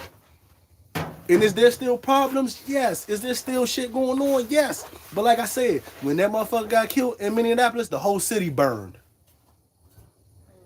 When Breonna Taylor got shot, the whole city burned. When motherfuckers was rioting, when Rodney King got shot, the whole city burned. Do you understand what I'm saying? I'm not saying we. And you gotta think about it like this. We undermanned. We 13% of the population, and we still make noise every time some shit jump off. We still make noise. Look at INFAC. I don't know if a lot of y'all motherfuckers in Africa don't know about INFAC. Not fucking around coalition. That dude right there, I look up to that guy. I want to join that of them back. I'm going to join Impact. Because the motherfuckers need to know that we not fucking around no more over here. You fuck with one of ours, we gonna kill two of yours. We not with that docile African shit no more. We not doing that. We would have been nowhere living like that. We not doing that. No, that docile shit is out the way. It's out the way. Yeah. So at the end of the day, yeah, Breonna Taylor family got 6 million. I didn't know that. Yeah. I had no idea about that. But like I said, at the end of the day, when you see somebody get killed over there, that shit don't make no news. That shit don't bring up no uproar because they not doing nothing about it. Right before they let that dude. They not doing nothing about it. See, and the one thing about Impact is you're right. They might not have scored no points, but at the end of the day, they got fear in a lot of motherfuckers' hearts right now. Believe that. They got fear in a lot of people's hearts right now. Now, I'm not saying that he's doing everything correct, but at the same time, he's doing something that a lot of other people ain't doing. Nobody's trying to rally everybody together to stand up for this shit. So when you got somebody that's doing it, of course they're going to make mistakes along the way, but at least he's trying. Who else is trying? Who else is trying to lead us into something better? Do you watch his videos? Do you watch facts over fiction? I mean, facts over feelings? Do you watch and do you listen to what he's saying? Do you also understand that he's a human being? So when I first seen it and I was talking about, yeah, you know, this nigga kind of, his little shit is kind of unorthodox. I don't know how that shit go, whoop, whoop, whoop. But then at the end of the day, I'm looking at it like he doing more than I'm doing. I go to a couple protests, you know what I'm saying? I get shot at, you know what I'm saying, with the tear gas and all that other shit. And I'd be like, man, you know, I did my part. He taking a little step further. He done rallied up motherfucking thousands of black people with guns. Now you got them good old boys looking like, oh shit, now we might have a problem here. Who else is doing that? Who else is doing that? And the morning mental. That's right. Yeah. You feel what I'm saying? So at the end of the day, I'm not saying that he's 100% right, but who's doing more than he doing right now? Who's trying to do anything? Not shot, my bad. Rodney King didn't get shot. He got the shit beat out of him. You might as well shot him. And they was fucked up for life. Oh yeah, the FBI probably has infiltrated Impact, but in order for the FBI to even want to infiltrate Impact, it has to first be a fucking problem. You see what I'm saying? It would have to be a problem. Because if it wasn't a problem, then the FBI wouldn't even be tripping off that shit. The FBI, in order for the FBI to infiltrate a black organization, they have to have been scared. They have to have been scared. They ain't gonna waste their time on nothing else. You know how the game go. If you've been in the streets, you know how the game go. Motherfuckers be selling dime bags and shit, talking about some, man, I gotta watch out for the feds. Nigga, the feds ain't worried about you. You make $200 a day selling weed. The feds ain't worried about you, big dog. Man, I gotta watch out, man. You know, the alphabet boys be on me. Nigga, they not worrying about you. There's too much other real crime going on. This nigga's making millions of dollars a month. And you out here selling dime bags and shit after school. Some man, them boys is on me. Them boys ain't on you. You not a problem. You ain't even on their radar yet. You know what I'm saying? So in order for them to even want to infiltrate Impact gotta be a problem. They gotta be a problem. So yeah, I do fuck with Impact. You know what I'm saying? I'm not saying that I'm a ride that shit to the water and all that other shit, but at the end of the day, I'm looking and I like what they doing. Whether they just unifying black people together, showing people gun awareness, telling people to get strapped up. You understand? I'm for all that because I'm pro gun like a motherfucker. You know what I mean? Like I said, I told my wife, I said I'm gonna do a video of me putting together all my guns because I took all my guns apart, cleaned them, and I'm gonna put all of them back together. I'm gonna probably do it on a live while she talking. I'm gonna do a video. I'm gonna be in the background putting all my guns back together. So at the end of the day, I'm pro gun like a motherfucker, especially when it comes to people getting hung and people getting beat up and getting shot at. No, you need to defend yourself by any means necessary. And I got kids. I tell anybody, and I told somebody that was on YouTube talking about something, well, the Ghana army came at you and you talking about some, you gonna defend yourself. I said, I'm always gonna be prepared to defend myself, and the nigga said I was being cocky.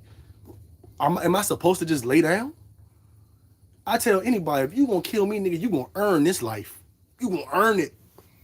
It'll never be a time. I'd have been shot at so many times in my youth. You gonna earn my life. Ain't no way that a nigga gonna ever catch me and be like, freeze, and I'm gonna go, all right, man, nigga, you gonna chase me, you gonna shoot at me, you gonna kick me, you gonna stomp me, and then by the time you shoot me and I'm laying on the ground, I'm gonna be kicking and screaming, all that shit, till you gonna blow my fucking brains out. You gonna earn every piece of my life that you take. Because once that shit is gone, it ain't coming back. And I got kids. So all that, man, nah, you gotta back down. No, I'm gonna defend myself. I ain't say I was gonna win. I didn't say I was gonna beat the Ghana army. What I did say is they was gonna earn whatever the fuck they was gonna do to me. If they beat the fucking shit out of me, they was gonna be like, damn, that nigga just kept fucking coming back. This nigga, he gotta be crazy. Something wrong with this dude. We knocked his ass down, beat him with bitty clubs, and he still was fighting. We telling him he going to jail, he kicking and biting motherfuckers on the way. We had to knock his ass out to get him in the goddamn jail cell. Woke up, he's shaking the goddamn bars. You fucking right. I got my kids with me. Ain't no way I'm gonna just let you take me. Are you fucking insane? So any grown ass man that got that mentality to feel like if a motherfucker got you outnumbered and there's nothing else you can do, you just gonna lay down and let them niggas stomp on your ass. That shit ain't gonna happen. Especially if I can't get away and I'm not gonna run. Because I got my family with me. So if they got to beat on my ass while my family get away, then that's what the fuck gonna happen. I'm not scared to take no ass whooping. Especially not when it come to my family. So you got all these motherfuckers on here talking about something, oh, you supposed to just let them do what they want to do. Nigga, I got my whole family with me. How the fuck I look letting a grown-ass man tell me what's not going to happen with my family and everybody standing around watching? And they ain't even see how many people came to us and how many people was jumping on us. It's like soon as somebody in Ghana, as soon as they see some disturbance, everybody just jump you. Shit like, crazy. That shit is so... Yeah, and that's the type of culture that they got. They got that. Crazy. They got that. It ain't no... You know, you look at a lot of black teenagers these days, and it's never a one-on-one fight. I see where they got it from, because over there it's not never gonna be one person approaching you. It's gonna be 10 or 12 motherfuckers. It's gonna be 10 or 12 motherfuckers approaching you at one time. One lady said, all you gotta do is yell out thief, and a whole bunch of Africans gonna come and jump on you. One of the dude that was in my comments something, we looking for you. You a grown ass man. Tell me you looking for me. That's what I want you to tell me. I want you to tell me I'm looking for your ass. You on here on YouTube speaking for everybody to myself. Yeah, we out here looking for you. We out here looking for you. All right, nigga. They got bunk bed caskets? Because all y'all going in there. Not bunk bed caskets. Yeah. If you got bunk bed caskets, you and all your friends going. Talking about some we. You a grown ass man. You dick riding on your own men and shit. Yeah, we looking for you. We out here. We mad. You ain't gonna never hear me say no shit like that. If I tell you, I'm gonna say, I'm gonna beat your ass. I'm coming see you. That's what's about to happen. A lot of these motherfucking grown ass men too happy with saying we. Like y'all in the gang or something. You old as shit out here. You 30 years old. Talking about something we. Come on, man. Y'all wild as shit for that. Talking about some, we soldiers and we this and we that. We? What about you, fool? What about you? I want to know about you. Because when you come to me, I'm going to stomp a mud hole in your dumb ass. That's what I'm going to do. Me, not we. I ain't say we going to do it. I say I'm going to do it. I'm going to stomp a mud hole in your ass. You dig? So cut that shit out. All y'all little motherfuckers on there talking about something, we mad at you and we going to do this and we wop, wop, wop. We shit. All you going to do is get more motherfuckers hurt. That's it. That's all you gonna do is get more motherfuckers hurt. Y'all playing. And then, like I said, when y'all bump into us, y'all don't never say nothing. Y'all go, I love your channel. What? The fire. We might have to go to the propane jump or add more coal. I can put more coal on there, but you might as well just use the propane side. I don't like that. Somebody said, did you meet JT the Big Fake? Nah, we didn't meet him. Actually, the crazy part about it was we was on his live the other day. And when we first got on his live, it was crazy because, we met his mother when we were in Ghana. When we was in Prime. When we was in Prime. We met his mother. And one of the videos that we showed about talking to the police, and I say we was following two people from America when the lady with the dirty ass AK tried to talk about something, which y'all got for me. Her and the lady that she was staying with were the two people that we were following, the two black Americans. When we went to their house and we were talking to her, she was like, that's my son. JT the Bigger Figures, my son. I said, I know of JT. I've never met him, of course. He's a rapper, so I've heard a few of his songs, but I don't know him personally. She was like, yeah, well, that's my son, and he lives in Burkina Faso or whatever. I was like, oh, that's cool. You know what I mean? So the other day we went on this live. And we went on this live and said, hey, he was like, oh, okay, squad, what's up? And, you know, he was like, man, y'all niggas was out of pocket, woo, this, that, and the third, but I still fuck with y'all, though. And he gave us a shout out, told everybody to, you know, come to our page and check our shit out. He kept saying, yeah, y'all was out of pocket, but I understand. You know what I mean? So at the end of the day, he said they was gonna kill y'all. yeah, he was like, man, they was gonna kill y'all. They was gonna do this, that, and the third. And, you know, like I said, like I told him, I said, you know, I'm a real nigga first. I'm a street nigga first. So, of course, I'm not about to run from nothing. And, of course, he was on this live. He said, oh, that's some arrogant shit. Da-da-da-da-da. They was going to kill you, blah, blah, blah, blah, this, and the third. If they would have did it, then they would have did it. It don't matter. You know what I'm saying? If you got to kill me for telling the truth, then, you know, it is what it is. And how many of our black leaders have been killed trying to tell the truth? And like I told him, my loyalty is to my African-American people first. Exactly. So if I got to tell them, man, don't come over here thinking shit sweet. Right. I want to let y'all know the truth. That's what it is. I gotta tell them, because if I don't tell them, then I'm fucked up. I'm wrong. Exactly. So at the end of the day, you know, if I got to get killed telling the truth to save my people or to educate my people, then so be it. You see what I'm saying? But we got out of there, and that's that same thing he said. The crazy part about it was he ended the video by saying, "Shout out to K&K Squad. I'm glad y'all made it home safely. Y'all talk y'all shit and got the fuck up out of there." And then he ended his live. You know what I'm saying? He ended his live. So when we got on there, he addressed us. He said something to us. He told us that he appreciated it. And it was motherfuckers in his comments that was talking shit. It was like, oh yeah, K&K this. He was like, nah, we not about to do that. We ain't about to do that. Oh, that was nice. You see what I'm saying? They started talking that crazy shit. He was like, nah, we not about to do that on here. Not to them. He said, that's family. That's black family. We not about to do that. So cut that shit out. And everybody shut the fuck up. You feel what I'm saying? And then, like I said, at the end of his live, the last thing that he said on his live was to us and saying that he glad that we made it home safe. And then, and even in the live, he said, "I'm honored to have y'all on my live. Y'all are superstars." And this is coming from a recording artist. You know what I'm saying? This is coming from a recording artist, a famous person, if you will.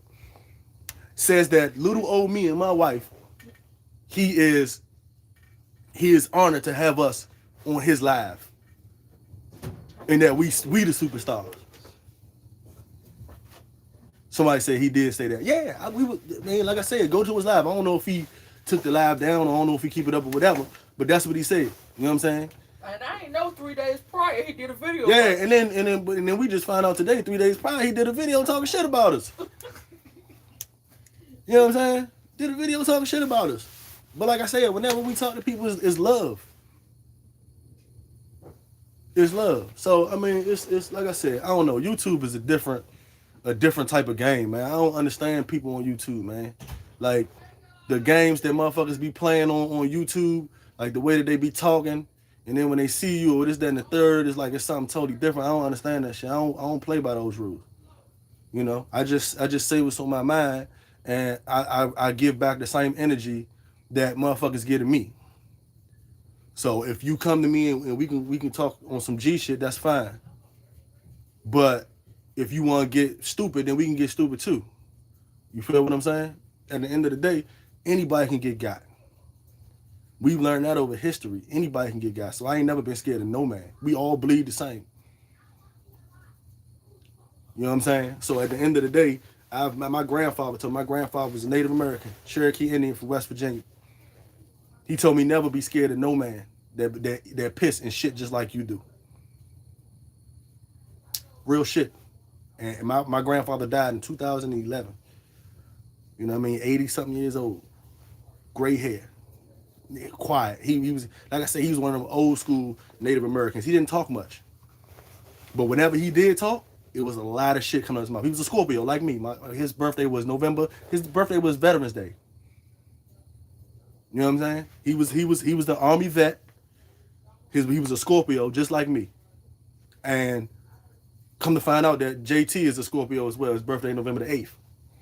So I knew that me and him was gonna have it out. I knew me and him was gonna have a little issue because when two Scorpios meet, it's either gonna be good or it's gonna be bad. One of the two. So I knew that me and him was gonna either be cool or it was gonna be some shit. And it turned out to be a little bit of both. He talked the shit, but then he was like, man, we cool. You know what I'm saying? I love y'all, man. I'm glad y'all made it home. You see what I'm saying? My grandfather was the same way. Native American Scorpio. 11/11 was his birthday. Never said he talked very little, but when he opened up his mouth, all real shit was coming out. Real shit was coming out. Every time he talked, he said 4 words, and you felt that shit resonate through your bones. You know what I mean? And he told me to never be scared of nobody, so I'm not. Never seen me scared of nobody. So yeah, so you know, we talked on the lab or whatever. Like I said, he got a little flower at the mouth, but then he came back and he was like, "We cool," and you know, he loved the family and this, that, and the third, and blah blah blah blah blah. So you know, I told him on the page, I said, "Man, respect, much love back to you," because he was like, "I love y'all though," and I said, "Love back to you." You know what I'm saying? But so I told him, I told him, I said, "We want to meet. I want to meet up. I want to talk to you. I want to see you face to face." You know. So I don't know how that's gonna go because we got to figure out our schedule because we are gonna go back and visit other countries in Africa once we get the house finished and how we want it to be. Once we get the kids settled and stuff like that, we are gonna visit other countries in Africa, and Burkina Faso might be one of them. I don't know. And will we bump into him? I don't know. We still got his mobile phone number. I don't know if my wife still talked to her or not, but she has his mobile phone number. So if anything, you know, we could connect. If he want to connect, if he don't, then that's cool too. You know, like I said, I'm not on here to motherfucking pander to nobody. I'm on here to tell the truth and speak the truth to what's going on, and to make sure that anybody that's from the United States who are, you know, descendants of the slaves that were brought to America, that they know what the fuck is going on around them at all times. I don't care fuck where we go. We go to Brazil. And I tell you, man, they treat niggas like shit over there in Brazil. You know what I'm saying? So at the end of the day, it is what it is. What am I saying? Somebody said, nah, who deleted that? Who deleted J Prep? He said something about you would not say something to say. He said something about Burkina Faso. I don't know, because now it got deleted. No, we're not gonna go to the same place. We done with Ghana. We done had our fair share of Ghana. Ghana is over with. We done already been to Ghana. We done made our review, and now it's time to look for a different place. Because, like I said, Ghana does not represent Africa. You know what I'm saying? That's just a part. It's just a country in a whole continent. You know, that's like going to Montana, where it's fucking dusty ass deserts and shit, and saying, man, fuck America, man. America is just desolate and dirty and empty. It's one country in a whole continent. So yeah, we gonna definitely go to other countries, and at the same time, we gonna do what we gotta do. You know, if it's a concentration of black people, black Americans, trying to go over there, we are going to put the truth down for you so that you know what to expect when you get there. Now, if you feel like that's us talking shit, then, you know, cover your ears. That's all I can say. You said, will you talk with Art Kathy? She is back in ATL. I mean, I ain't got, like I said, I don't have no dealings with Art Kathy. I've never talked to her. My wife has talked to her before we moved because we were supposed to initially go to Gambia. That's where we were supposed to go. But my wife, she has family in Ghana. So she was like, she wanted to go to Ghana. And somebody said, oh, your wife wears the pants in the house. Nah, nigga, I just know that as a grown man, as long as my wife happy, I'm going to be good. Because that's what grown men do. I can adapt to anything.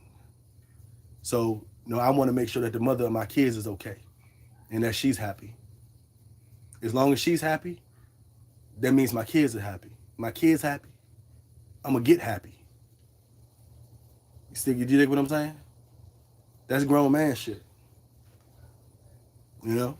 So as long as she's happy, she make my kids happy.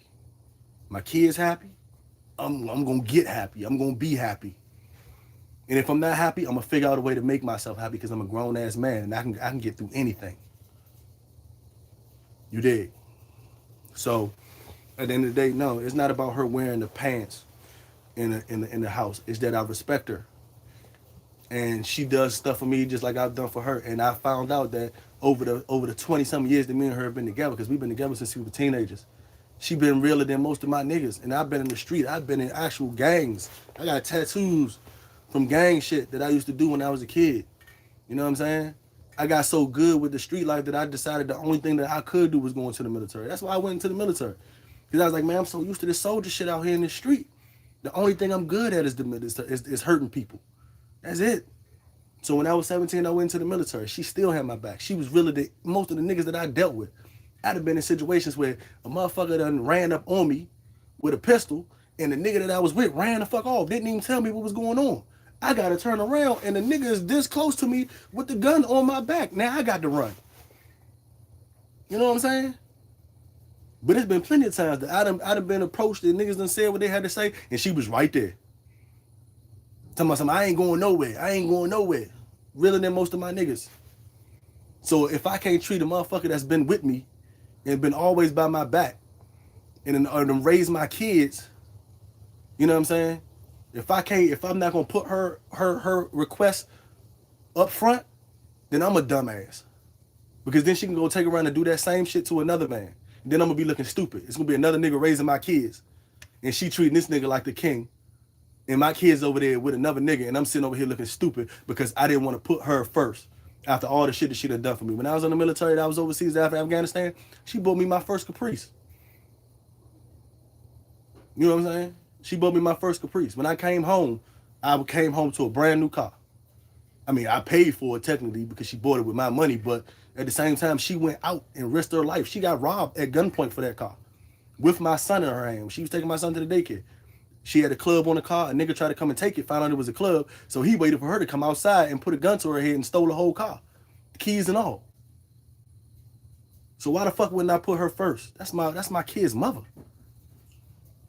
She raised my kids. When I'm not around, and even when I do be acting like a dumbass, and I decide I don't want to do bald head nigga dumb shit, she's still there. And she's still taking care of these kids. You feel me?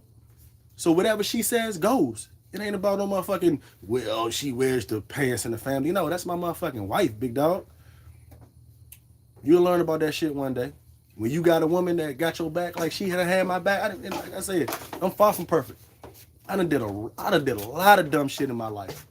No matter what I did, she took her little breath, and she came back, she told me, you fucked up, come and get this plate. Why the fuck would I not put her first? Then y'all niggas be on Facebook crying and shit to most of, man, she got a new nigga. She got a new nigga. That's crazy. Look how they move on. Then she treating this nigga like da-da-da. Nigga, she could have been doing that for you.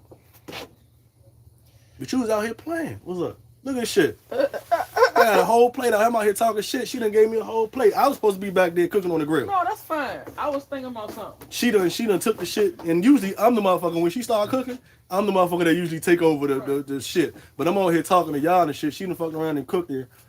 It's all good. I was gonna tell you need a new grill. And when we go to the store, don't say, oh, we don't need a grill. We got 4 grills. We do got 4 grills though. 1, 2, 3, 4. And then we got a turkey fryer. And all these joints some shit. And a deep fryer. Cause right now the shit ain't popping. Okay. It ain't popping, big dog. Then we'll get a new one. We'll get a new one. But well, could I use this flat one? A flat one? Yeah. With my snacks on it? Yeah. I mean, yeah. It's gonna be like extra stuff to clean, but you can use it. I like this one better. Okay. You can use that grill. It's gonna be extra cleaning. But yeah. I forgot. If that's what you want to do, you can do that. You gotta clean it right after. I clean it. I spray it tonight, and then when I get up in the morning, I clean it.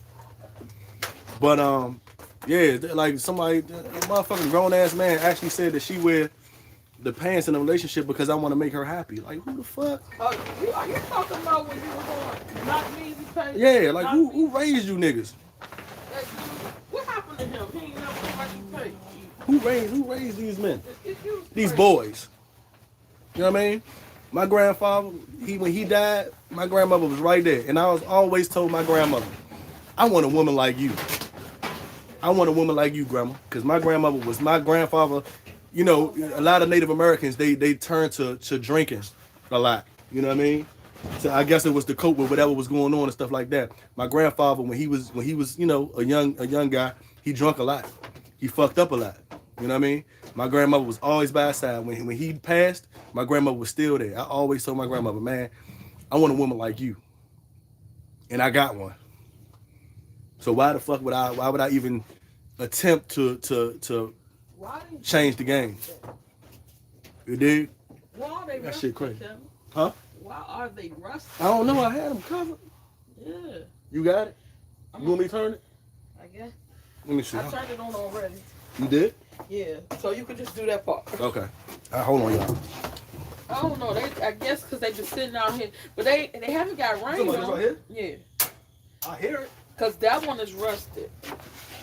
That one is rusted. I don't want to use no rust. And I don't play around with this bullshit. Oh, that's another thing, y'all. When y'all in Africa, y'all gotta light them stoves. Like those stoves. And I do not like lighting the stove. I want to go straight to the stove, turn it on, and it's on. Over there, you gotta light that shit because everything is propane. I hate that. I hate dealing with it. I was like, I ain't gonna be able to live all like of this. it? No, I guess that's fine. The one? Yeah. You sure? Just do the other one. The two. Just do two. Okay, I do this one in the middle. I forgot I don't need this because the shit light by itself. I don't know why I had this. Because you used to being in Africa. Okay. That's it. I don't know why. Okay. So yeah, I that shit, take over. that shit gonna heat up and then you'll be straight.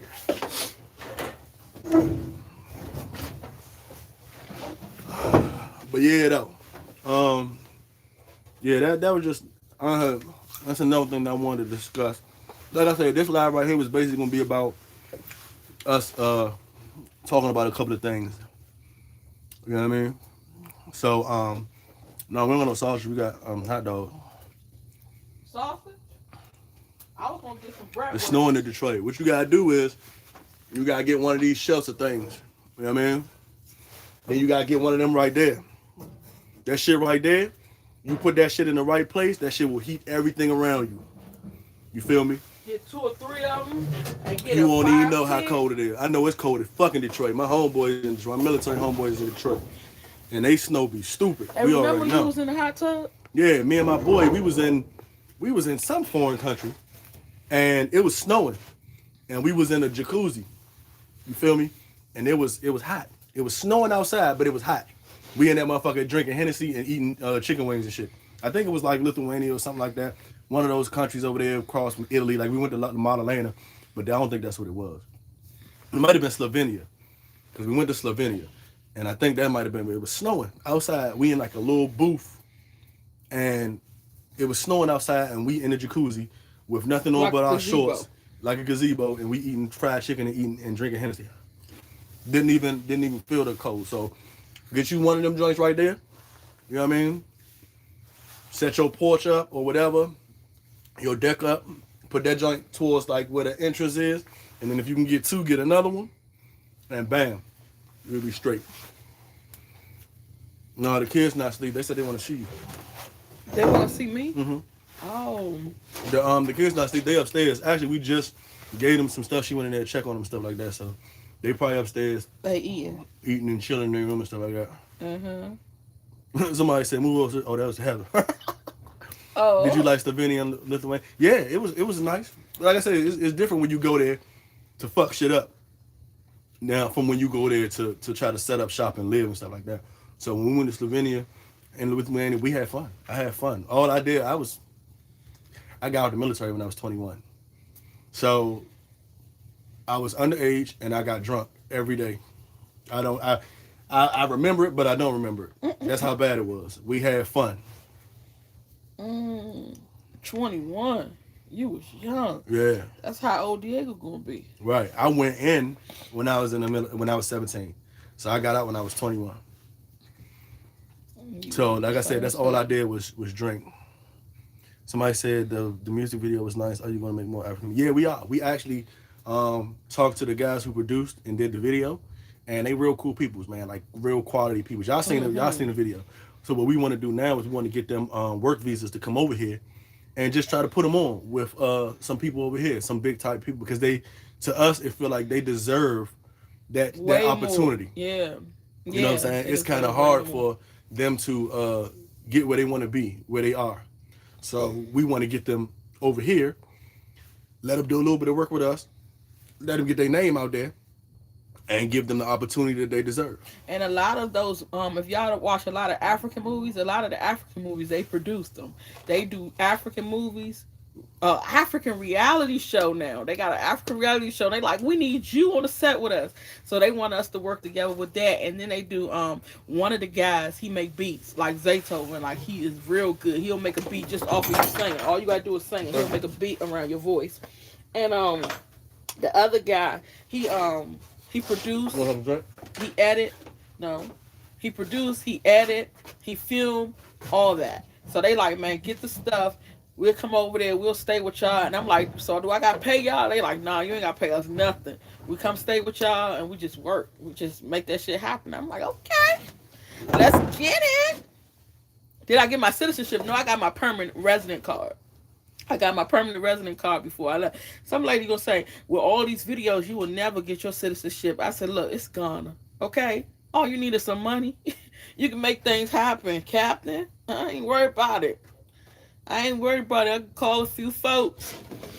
And we real close with the people. Y'all, when y'all seen the video, y'all seen the military was out there. They was real cool. They wasn't the ones we was so much worried about. We was worried about that nurse because that nurse wanted the money, so she had called all those people on us. And then after that, we met the military guy. He introduced us to the other military guys. So now we real cool with the military over in Ghana, and they call us every day, check up on us, they text us, and we getting them over here too. Everybody want to come over here. And I'm going to tell y'all something. Y'all, like, this shit is crazy. Y'all see all those people on the YouTube channels. They got the YouTube channels over in Africa. Believe me, half of them want to go back to America. They just stuck and don't got no money.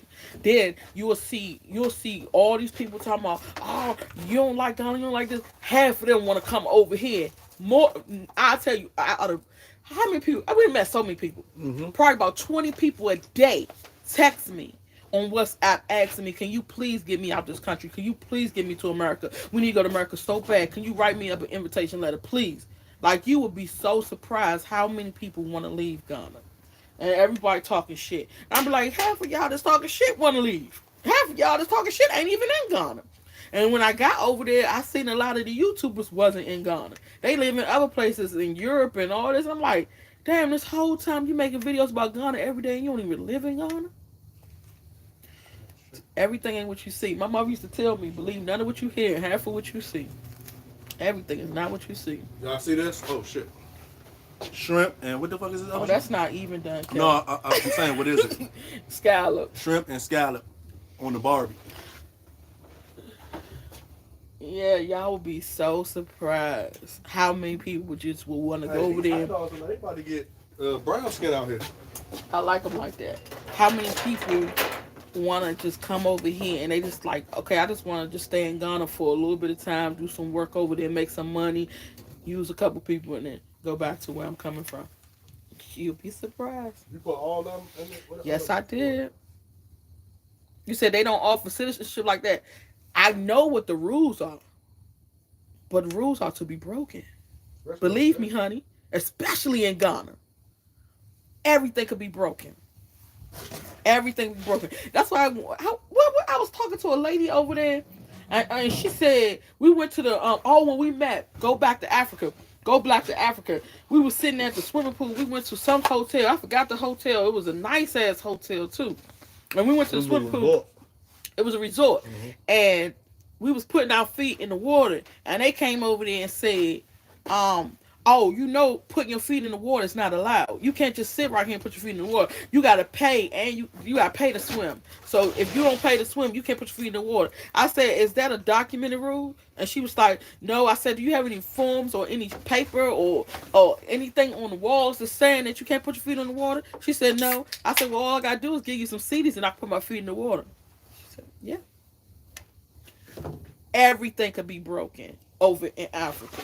So I know the citizenship don't work like that, but it's not what you know, it's who you know. I know what else I wanted to talk about real quick. I don't mean to cut you off. Oh, no, it's cool. There's something else on my mind.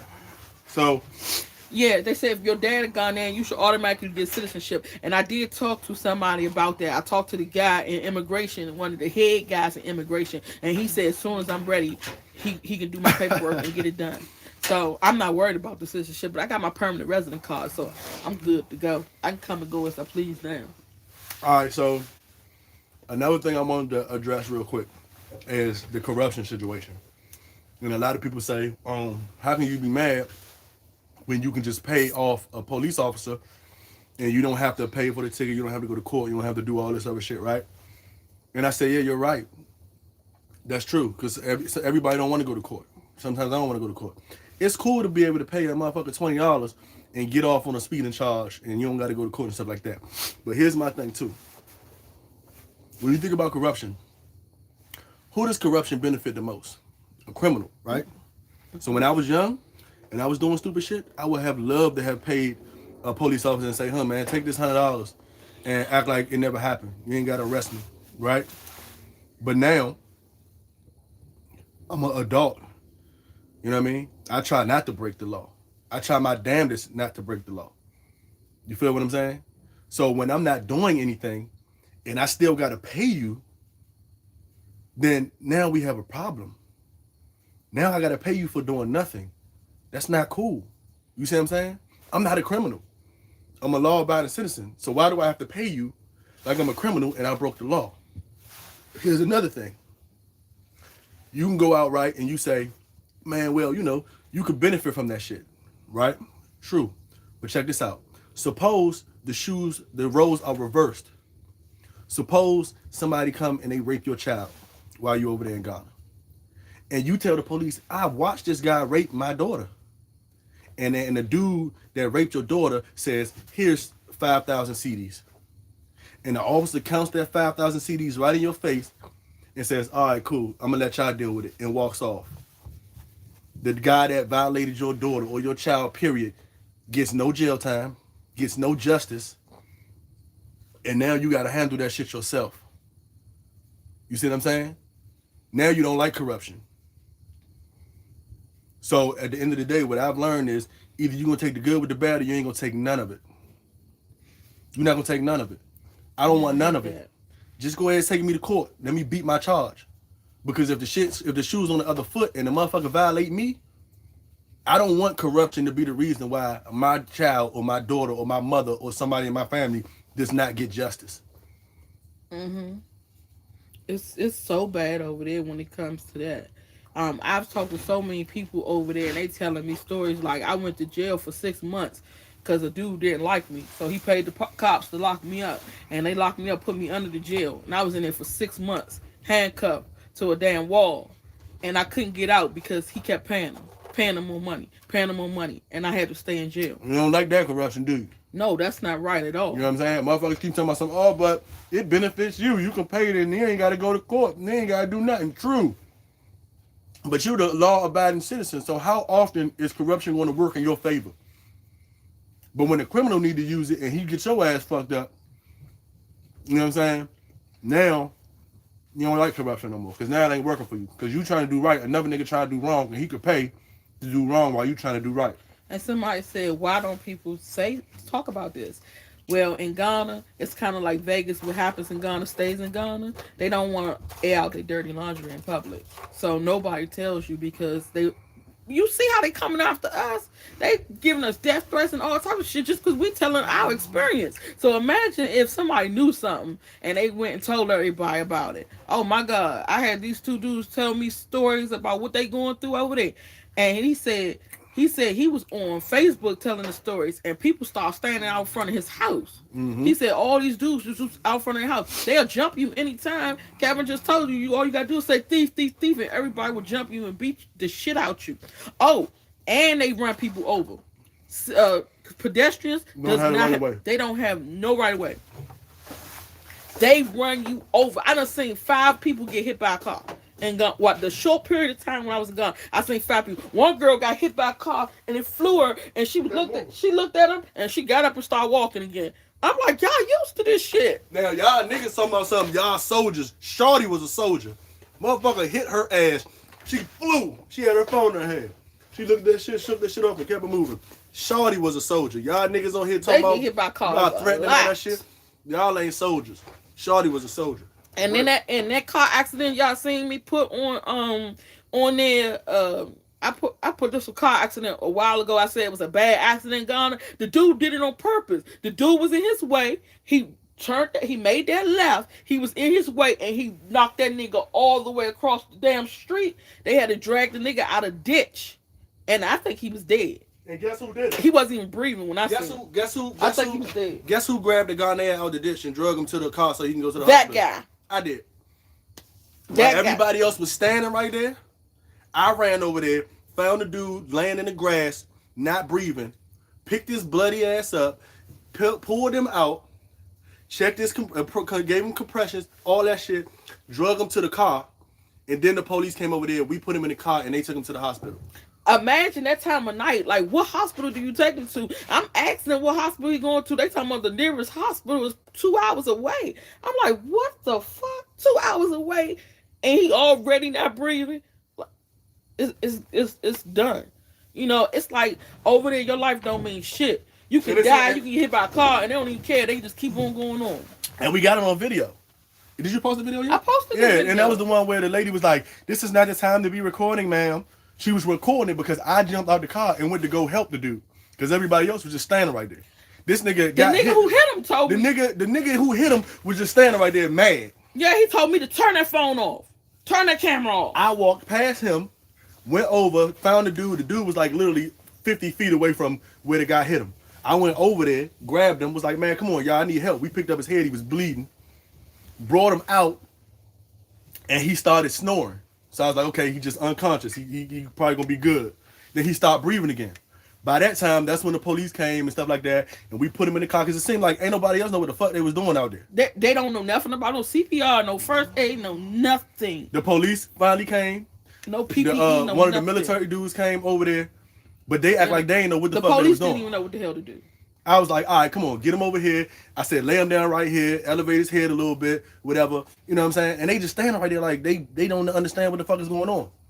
So I had to come over there, you know what I'm saying, hop out the car in the middle of the night. Me and my wife, the only Americans out there. And they sitting right there watching this nigga life just pass before his eyes. I'm like, fuck no, come on, grab him, pull him out. And she got it on camera. It's not a lie. And you watched him get hit too. I watched him get hit. You said, I wish this nigga turned, and he turned, and the nigga was in his way, and he knocked him all the way up in the air, all the way down to and the dude that hit him was just standing right there like that. He know. Like, I don't know what the hell to do. You know what I mean? I don't know what I'm doing. I don't know whatever happened to dude, but like I said, if we wasn't there, they probably would have left that nigga in the grass. Mm-hmm.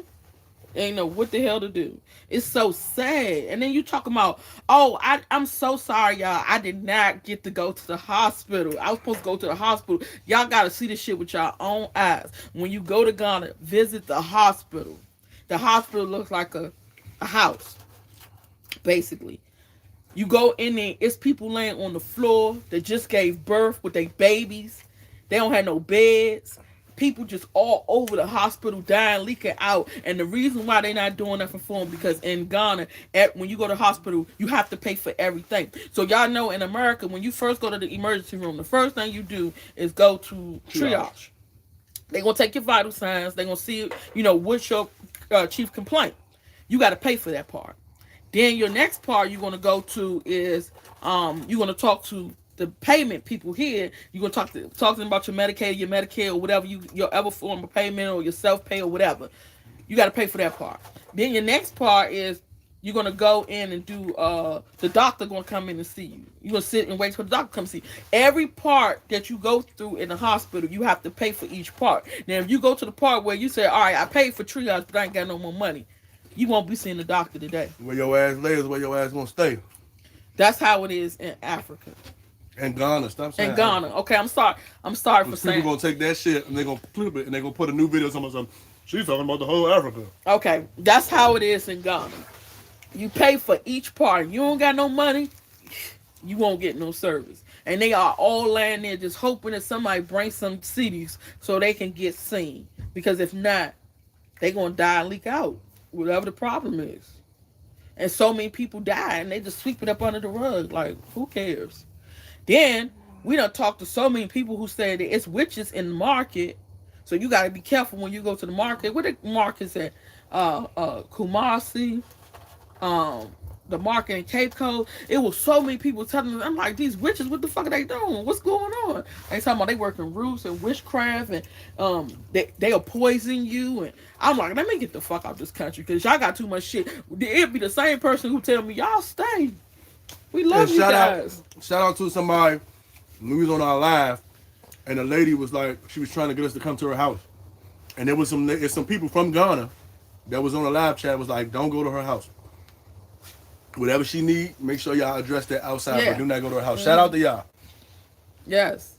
So they'll tell us, y'all, I'm so glad y'all here. Y'all should stay. And then they'll tell us, let me tell you, my best friend, she got killed because she had a maid and she paid her maid more than she paid the other people, and they poisoned her and killed her. And I'm like, you just tell me the fucking story and you want me to still stay? Like we you black just don't eat the food. We black people. You know how when one black person start running, all black people run? That's how we are. So if you telling me, damn, so one nigga got killed last night. He got killed just for looking at me. And I'm like, damn, man, you want me to stay here in this shit? Hell no, I'm good. I'm getting the fuck out of here. I'll be gone. But that's how shit is. I done heard some crazy stories, man. Okay, and also address the fact that we are not by no means saying that America is great. Oh, we are not saying that. What we're saying is we know America. We were born and we were raised here. We know how to maneuver. We know where not to go. We know where not to go. We know where to go. We know what to do. We know how to handle people. We know what those people look like. When we were over in Ghana, we were so comfortable being around our own people. They was picking us the fuck off the whole time. Over here, when we see a motherfucker and they neck red, we know, okay, we're going to have to play them a little different. Mm-hmm. We're going to have to make sure the motherfucker one finger's on the trigger. Just in case he want to act stupid, we're going to act stupider. You understand? But you go to Ghana and you say, damn, everybody look like me, shit going to be sweet. And then they turn out to be one of those fucking rednecks. It don't be about race. It be about money.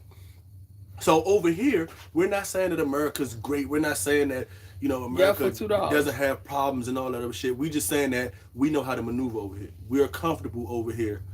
We're not comfortable, but we understand what we need to do to survive over here. At least we got areas, we got address, we can find a nigga. Yeah. If somebody do something over there, he can hide out in the village. You don't know where he at because you don't got an address. When we was talking about all the people that was threatening us, they was like, they can't even find you.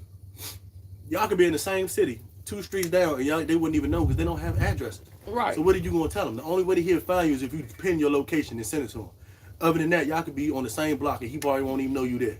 Mm-hmm. Yep, that should be crazy. Oh my God, these stories y'all people be telling me, and I just be sitting back like, what the fuck? And did y'all know that the jail is under the jail?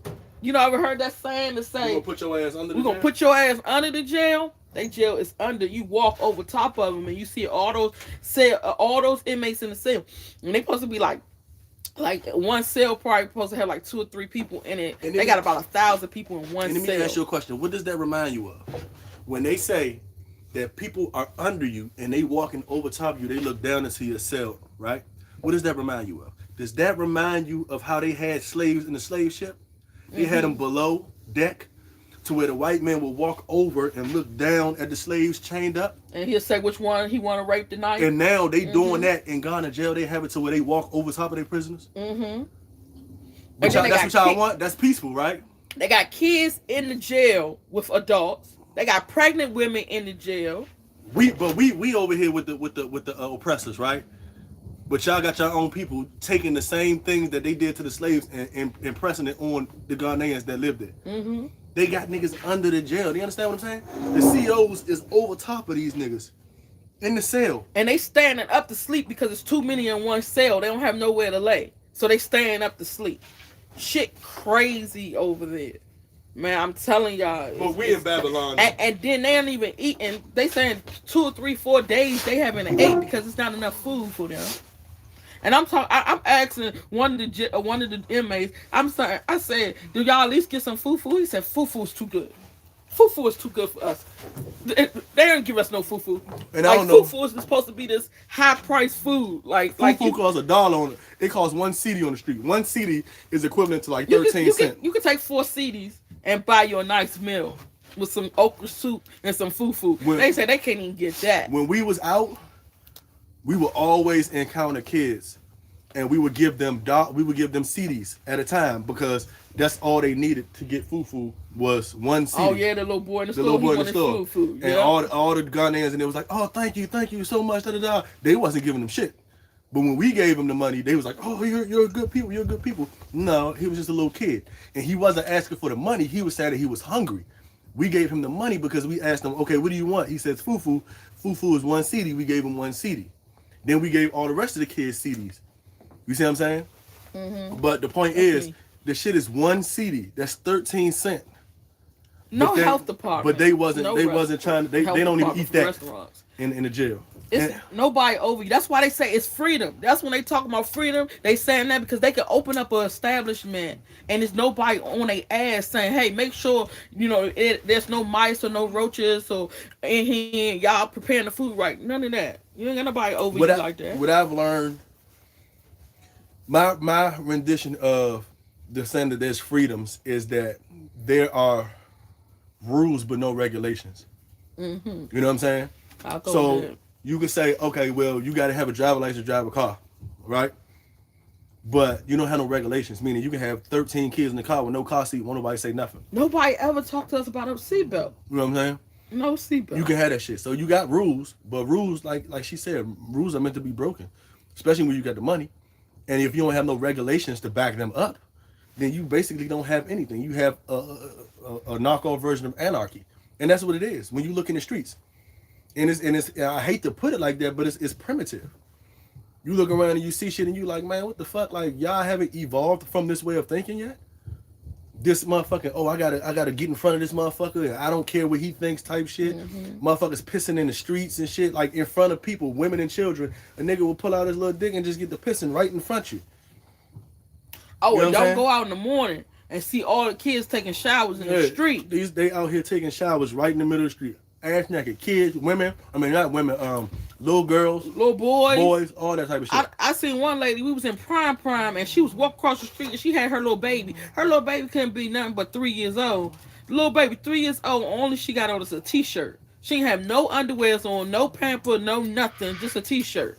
And she walking her across the street like they about to go shopping at the grocery store. And don't get me wrong. What? We understand that that's the culture. We understand that that's natural. But at the end of the day, it's 2020. It's time to evolve a little bit. It's time to take some of the good things that we see from everybody surrounding us and apply that shit to ourselves to make us better. Somebody said, who's the president? Is it Nana? Yeah. Nana's still the president. Yeah, December 5th. December 5th is election, I believe. And I'm going to tell y'all, this is the worst time to go to Africa. They killing niggas left to right. You can't even go outside after 6 o'clock because you bound to end up in somebody's trash can or somewhere in the dirt. And the cows will be eating your ass tomorrow. That's how bad it is during election time. You cannot go outside once it turned dark. You got to be in the house. Be out the house when it turns light in the morning because they will kill your ass just like that.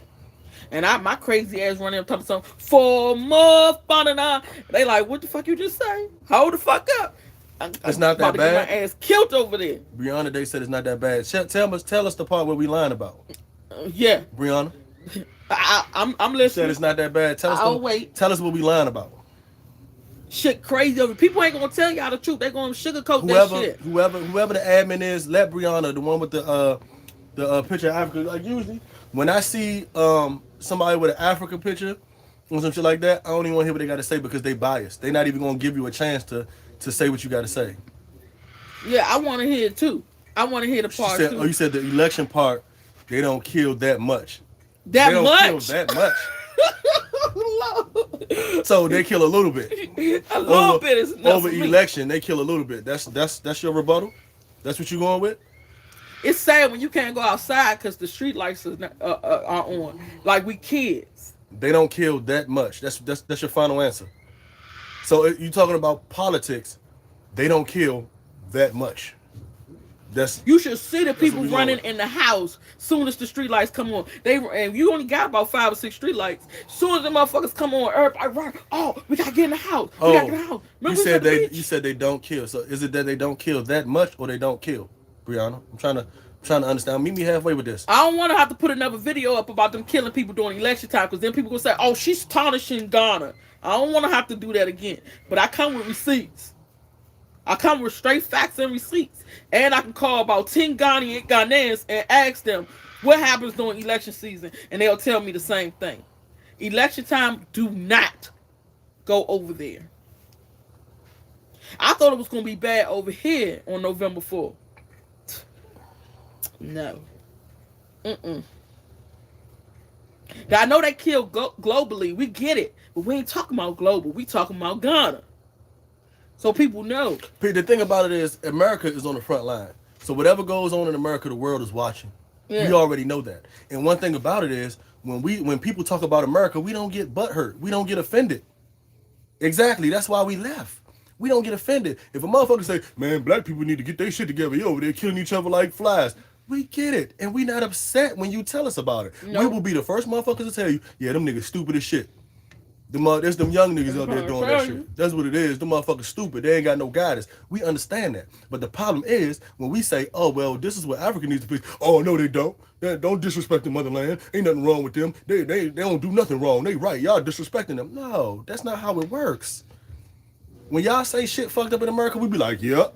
Mm-hmm. That's why the I'll fuck fuck around and tell you. That's why we try to get the fuck up out They of here. talking about giving us shots and shit, mandatory vaccines, and niggas getting killed just because they black, and injustice. I'll tell you about all that shit. I'll tell you nothing. Don't come over here. Yeah. Be careful. Don't come over here. About, just like I'm telling you about Ghana. Don't come over here thinking shit sweet. We'll tell you. We'll be the first motherfuckers to tell you. When you come over here, get you a goddamn gun and stock up on bullets. Because you never know when a motherfucker gonna test you. And it ain't gotta be a motherfucker that look just like you. It could be a motherfucker that look just like you. It could be a motherfucker that don't look like you. Okay. But it's a bunch of bullshit on here. And we will be the first motherfuckers to tell you that. You tell a motherfucker from Ghana got problems, they gonna be like, no, it don't. That's the only reason why because Jay said that people shouldn't be surprised because it's happening globally. We get it, but what they surprised about is how you don't really have nobody on YouTube talking about y'all come to America. America's beautiful. Exactly. Look at all the houses America got. America got this. You don't got people doing that shit, but you got a lot of YouTubers on here talking so come on to Ghana, look, you can get a house for 150,000. But they won't tell you the shit that you gonna have to endure while you over there. Exactly. I know a lot of people over there that loves their house that they built and they land that they got and all that shit, but they still say, man, this shit crazy, man. I don't want to go back home to America, but this shit is a lot to deal with. It's a lot to take on. You know, people say they need breaks. They got to come back to America, take a break, and then go back. Mm-hmm. Regroup. And it's just like she said. There was no campaign to bring Africans to America to reunite with African Americans. Trump wasn't having that shit anyway. There was no campaign for that. However, Ghana put out a big ass come back home campaign and wasn't ready for us to come back home. You see what I'm saying? So this is why we're discussing Ghana in specific.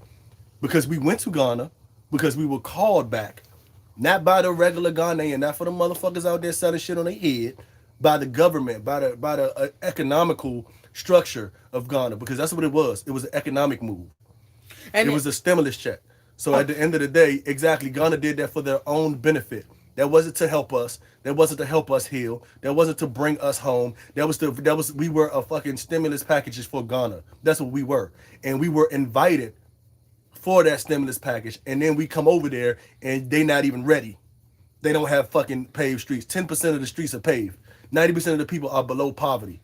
When we get over there, the poverty is so bad that everybody is on a dog eat dog, crab in the bucket mentality because everybody fighting for the dollar, you know what I'm saying, for the last dollar. They will fuck you over for $1. You see what I'm saying? So at the end of the day, that's why we're addressing the things that are going on in Ghana. Because they called us. Right. They called African Americans back. Okay, and she also says that that's because Western media tarnished Africa. Okay. You get that too. Now there is beautiful homes over there. There is. So it doesn't look like what we saw. Well, it does look like we saw in Western media. It does. Okay, we get that. It does look like what we seen in Western media. But there are also beautiful homes and nice buildings and nice stores and nice structures too. Yes, we get that. Let all the other YouTubers show it all and tell y'all all about the beautiful homes and how you get a house for 150,000, blah blah blah. But then we gonna come and we gonna tell you now. Make sure you know that what Western media said. You gonna see that shit. Western media says kids with big stomachs and flies around them and they hungry as shit. We seen that. It's gonna be people living in trash and dumps and dirt and containers. We seen that. It's gonna be all type of people in the street with shit on top of their head. We seen that. All the shit that they did say, we did see that. But we also seen beautiful things too. But that's all they showing y'all. That Africa doesn't look like what it used to look like. Now we got beautiful homes and beautiful structures. Y'all do. But at the same time, there is some shit that we seen that still look like Western media as well. So we just want you to see both sides. So at the end of the day, like we say on every live, before you invite people to your house, make sure that shit clean. Make sure that shit straight. Make sure that shit is ready to welcome your guest. Mm-hmm. But it was such a rush. You see what I'm saying? And it was so money motivated that they didn't even goddamn sweep the floor first. And then Tanisha said, "What good is a beautiful home if it's not safe?"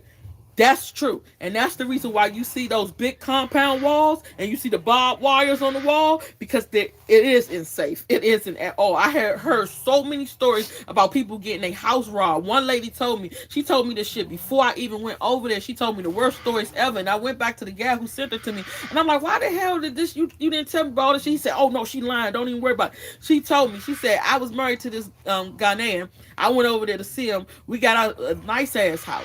She didn't say it had barbed wires and it had I didn't even ask her about the barbed wires and all that shit. She said, I woke up in the morning and she said, I lied to you not. Everything in my house was gone. The only thing wasn't gone was the room that I was in. She said all her furniture, her dishes, her big screen TVs, her radio, her car, her ATM cards, her money, her wallet, her keys, everything. They stripped her butt ass naked and just left the room that she was in. Everything was gone. That's why they got that shit like that. Oh, they peaceful, huh? Then she also told me, she said she done been pulled over a couple times with a fake barricade, where the cars lined up and you said, oh shit, here go the police about to pull us over. And you look, and it's a whole bunch of niggas with guns running up in your car telling you, give me CDs, give me CDs now, give me CDs. And you think it was the police, and it wasn't. It was a whole bunch of niggas acting and portraying like they was the police, and they robbed her. Couple times she said that happened. I done heard some crazy stories over there. Shit gets real fast. The sewer does work, but I noticed that it's backed up a lot. I see that it takes a long time for the water to drain. I do see that. And don't use the water. Do not use the water over there. Like washing your face. My daughter's whole skin, or her whole face peeled off. All her skin peeled off. The water, they say the water that you drink, you use the bathroom, all that's the same water. What's that? Shout out to my man Nak Meezy. You popped in, huh? What's the StreamYard. StreamYard. All that's the same water. So do not wash and eat your food with that water. Make sure you use clean water, and don't brush your teeth with it. So that water will fuck you up. But yeah, I see the green sewer shit, and I see all that. Oh Lord, but yeah, y'all, I'm gonna tell y'all. Is Jay Primp on there? Jay Primp still on here? Okay, Jay George said Ghana is a stable country. Usually, elections not that bad. Tell that to everybody that's in Africa. Oh shit. Because even if you Google it, you will see the bad shit. You YouTube it, do your investigation. Don't listen to me.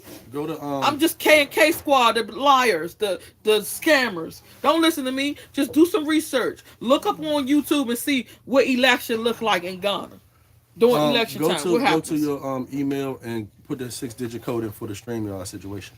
We about to hook that joint out right now. I don't know how to do this shit. We had been running so late, I completely forgot about the fucking StreamYard joint, and I was gambling with you even showing up tonight, because I know our time difference was way different. You feel me? But I definitely want to put my man Nak on here, because and let Nak Meezy tell you about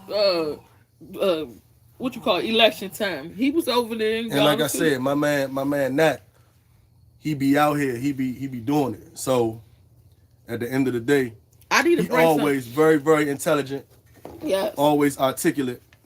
I need to bring some Ghanaians on there that's gonna keep it real Yeah, and tell shit how we it here for the is. shits too.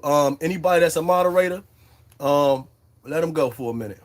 We're gonna see. We gonna see exactly what they gotta say. Anybody that's a moderator, let them go. It's smoke time. What time? We've been on here for 2 hours and 23 minutes. We about to get into a little bit of smoke real quick. See what's really going on. Oh, what's this? You creating something? Cause a lot of these motherfuckers. Because people always say, oh, they lying, they lying. They don't be telling the truth. We be coming with the receipts. And look, I got a new video for y'all ass that happened yesterday. Kevin recorded where motherfucker called me, asked me for another. How much he asked me for? 1,825 Oh, yeah. Ghana cedis to bring my car over here. I said, I thought my car been gone. He said, no, they actually held your car for a long time because they was trying to get more money out you. They was trying to extort you for more money. I said, but y'all name was on that shit. They was trying to extort y'all. He said, yeah, they extort us too. I said, they own people? He said, oh my God. This shit is crazy. So these motherfuckers not only asked me for 1,845 Ghana cedis yesterday, they said when my car get to America, they want another $500. I'm like, are you fucking serious? After the fact, I already paid $3,000 US dollars to put my car on the container to send over here. And they still trying to extort me. I'm gone, and they still trying to get money out my ass. I don't know if because they found out, they probably looked at my paperwork, found out I was American, and was like, y'all trying to play me. This shit ain't for you, this for that American. Let's get her ass. And damn if I ain't have to pay that shit yesterday. Or I will not be getting my bill later. I'm trying to figure out. That's the type of shit they're gonna be on. I'm confused. I am too. I'm trying to get this whole situation. Somebody said, "What's the beef with who?" What's the beef? Why are they pee-peeing the doodle outside? Because they don't have a lot of bathrooms. What's the beef with? Who said that we had beef with Fig? Did you not watch his live?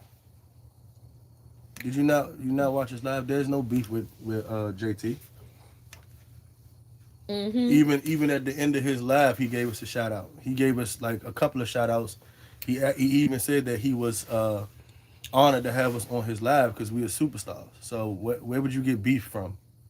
I don't understand that. I don't know where the container is now. I can't tell you.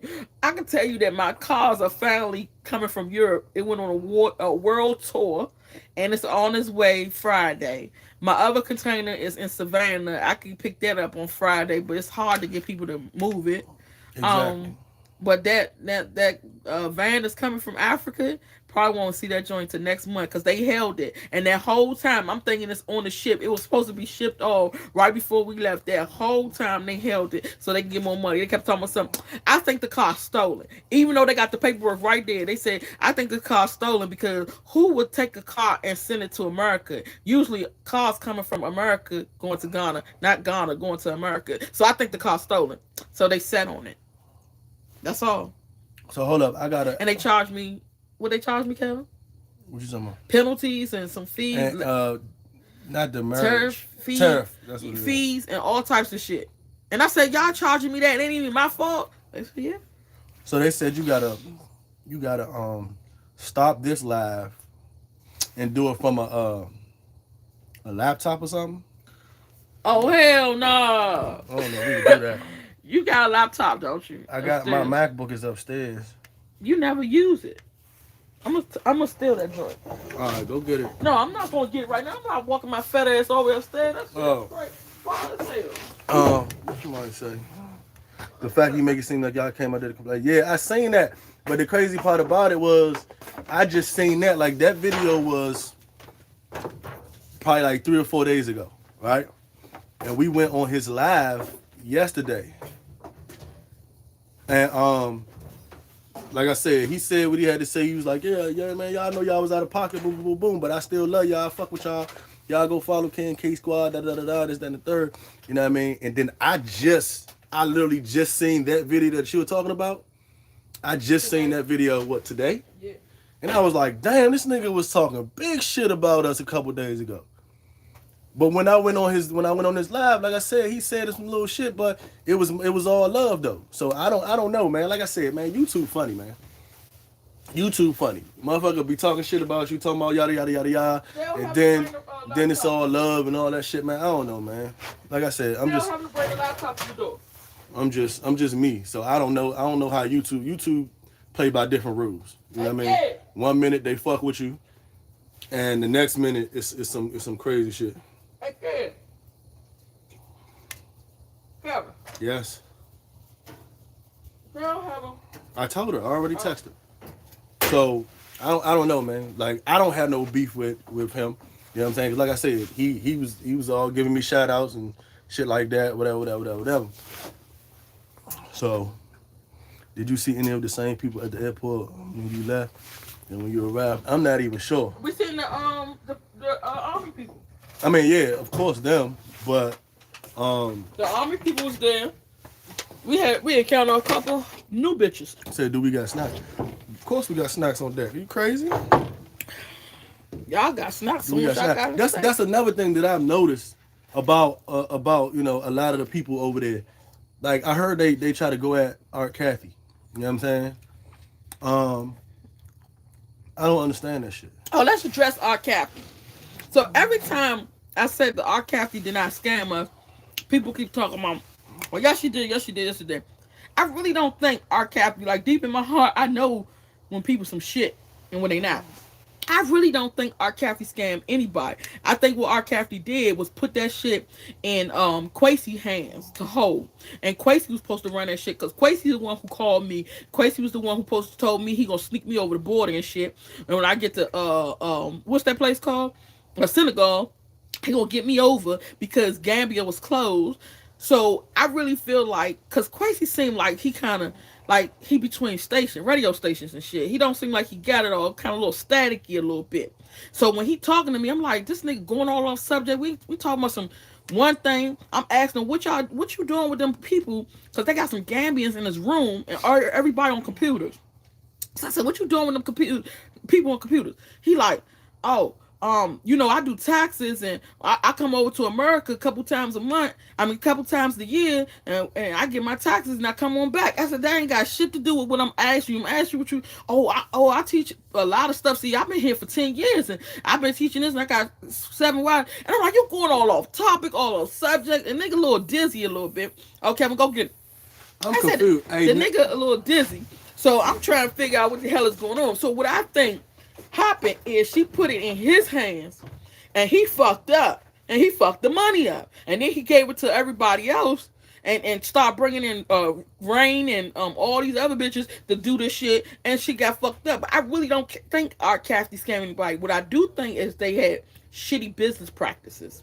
They wasn't on their job. They wasn't on top of that shit. So when they was supposed to do that hotel, everybody investing in this hotel, they probably was just sitting on the money, just bullshit and just sitting around. Oh, ain't nobody coming right now. I actually was the first person who was supposed to be in Gambia. I was supposed to be in Gambia before Happy Companion was supposed to be in Gambia. We were supposed to be in Gambia. Not only did we have our tickets September 9th, we were supposed to be in Gambia before they closed. We were supposed to be in July 6th, I think. July 6th we were supposed to be in Gambia. So before anybody went to Gambia, we were supposed to be there. I think that she bullshitted. She said, when the shit closed, we're going to sit on it. We'll fix the place up later. I really don't think she scammed nobody. In my heart of hearts, now I know she's arrogant as fuck. She tell it like it is. I've been following her for a long ass time. I remember when she first got over to the Gambia. And I was like, damn, I like her, but she a little arrogant sometimes. But she talks real shit and recognize real. So I like that about her. So I was fucking with her the long way. But I don't, you know how people be having a little business, but they business ran shitty? They don't mean bad. They mean well, but they just got shitty business practices. I think that's what it was. Not so much scamming people. If anybody fucked up the money, it would have been Quasi. I don't think it would have been her, because he a little dippy. So that's my take on R. Kathy. Because everybody say, oh, she need to address R. Kathy how she scammed her. And as far as me invested in her business, I invested in her business because I like black people I like to see black people succeed. I like to see black people in business. So when I seen what she was doing, I was like, well, let me go ahead and put my $500 down and invest in business. And then as far as me getting my room or whatever, by the time Quasi finally called me about renting out the room, I had already rented it out and all that shit, sent my shit in. And by the time he called me, I'm like, nigga, I'm about to go to Ghana. I done forgot about y'all. Y'all done closed the border anyway. I'm not tripping off of Gambia. So then I was like, she can have the money. It was, I didn't really care, you know? So I wouldn't say she scammed me. I just say they should do better when it comes to business. You know, that's how I feel about it. Okay, so I understand that you could do it on your phone, but what I'm trying to figure out is, do we have to end this live before we start, or can we just add the link to it or whatever? I don't know how that works, because I'm on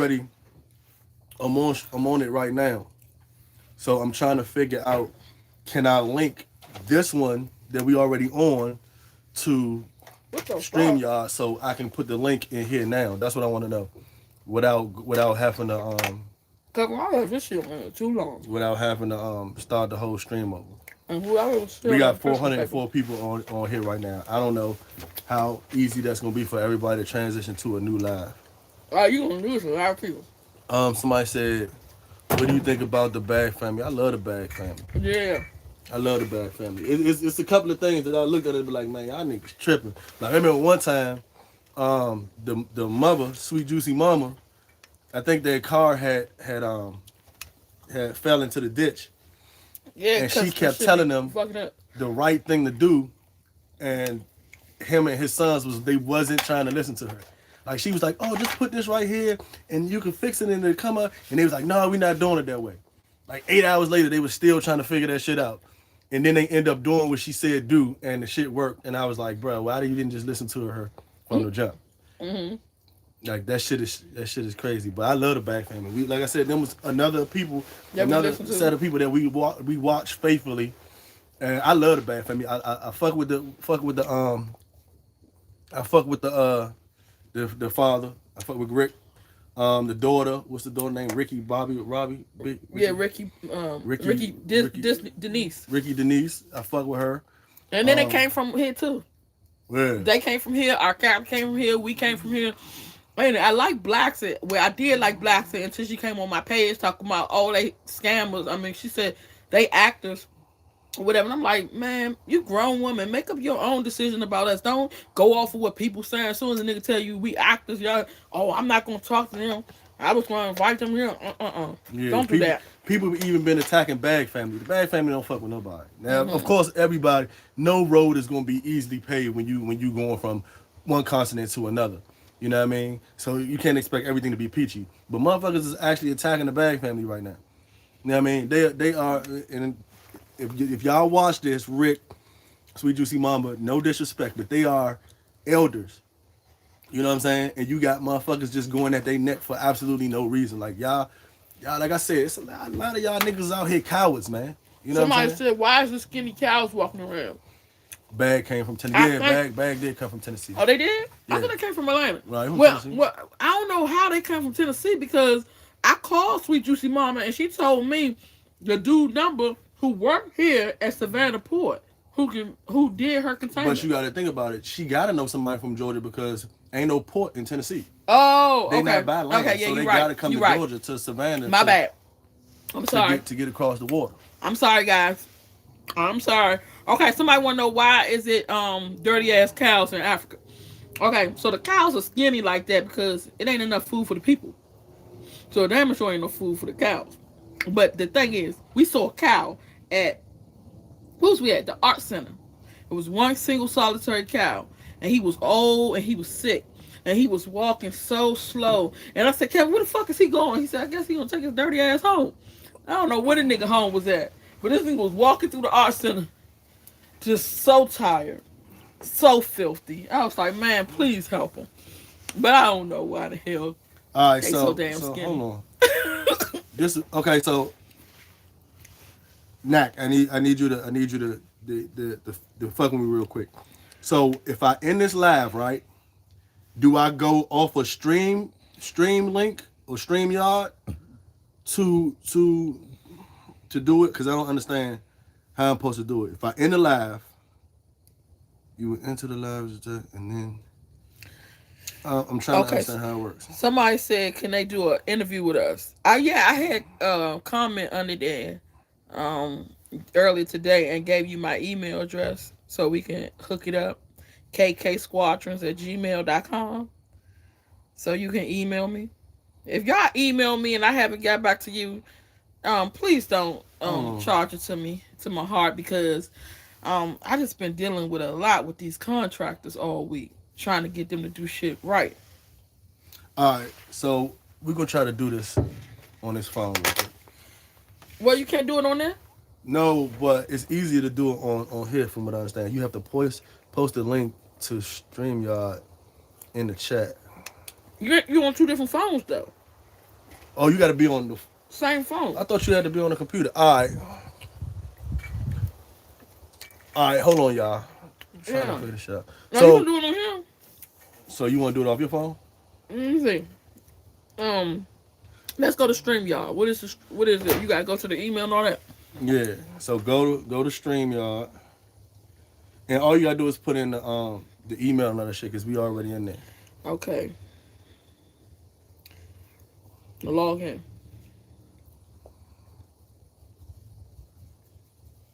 And then it says hit go live to YouTube.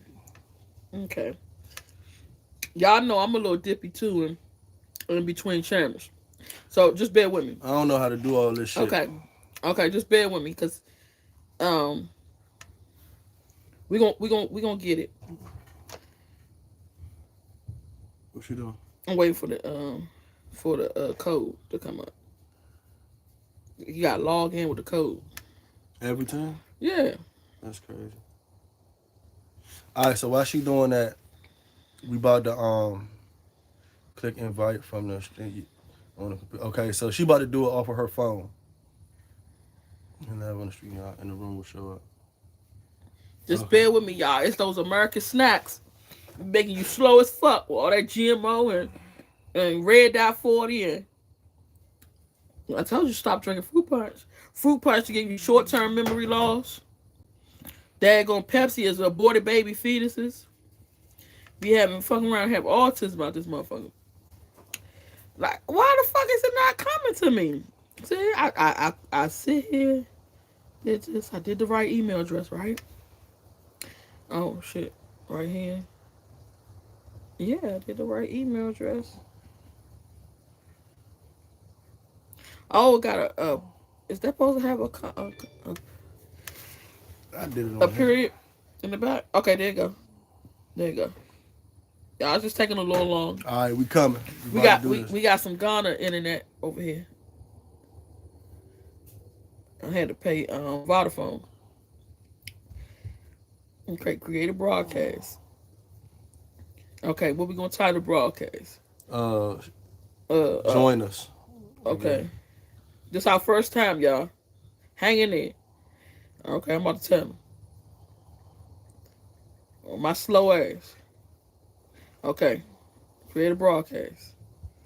Okay, so you're entering broadcast studio. Move closer to the router. Oh, goddamn.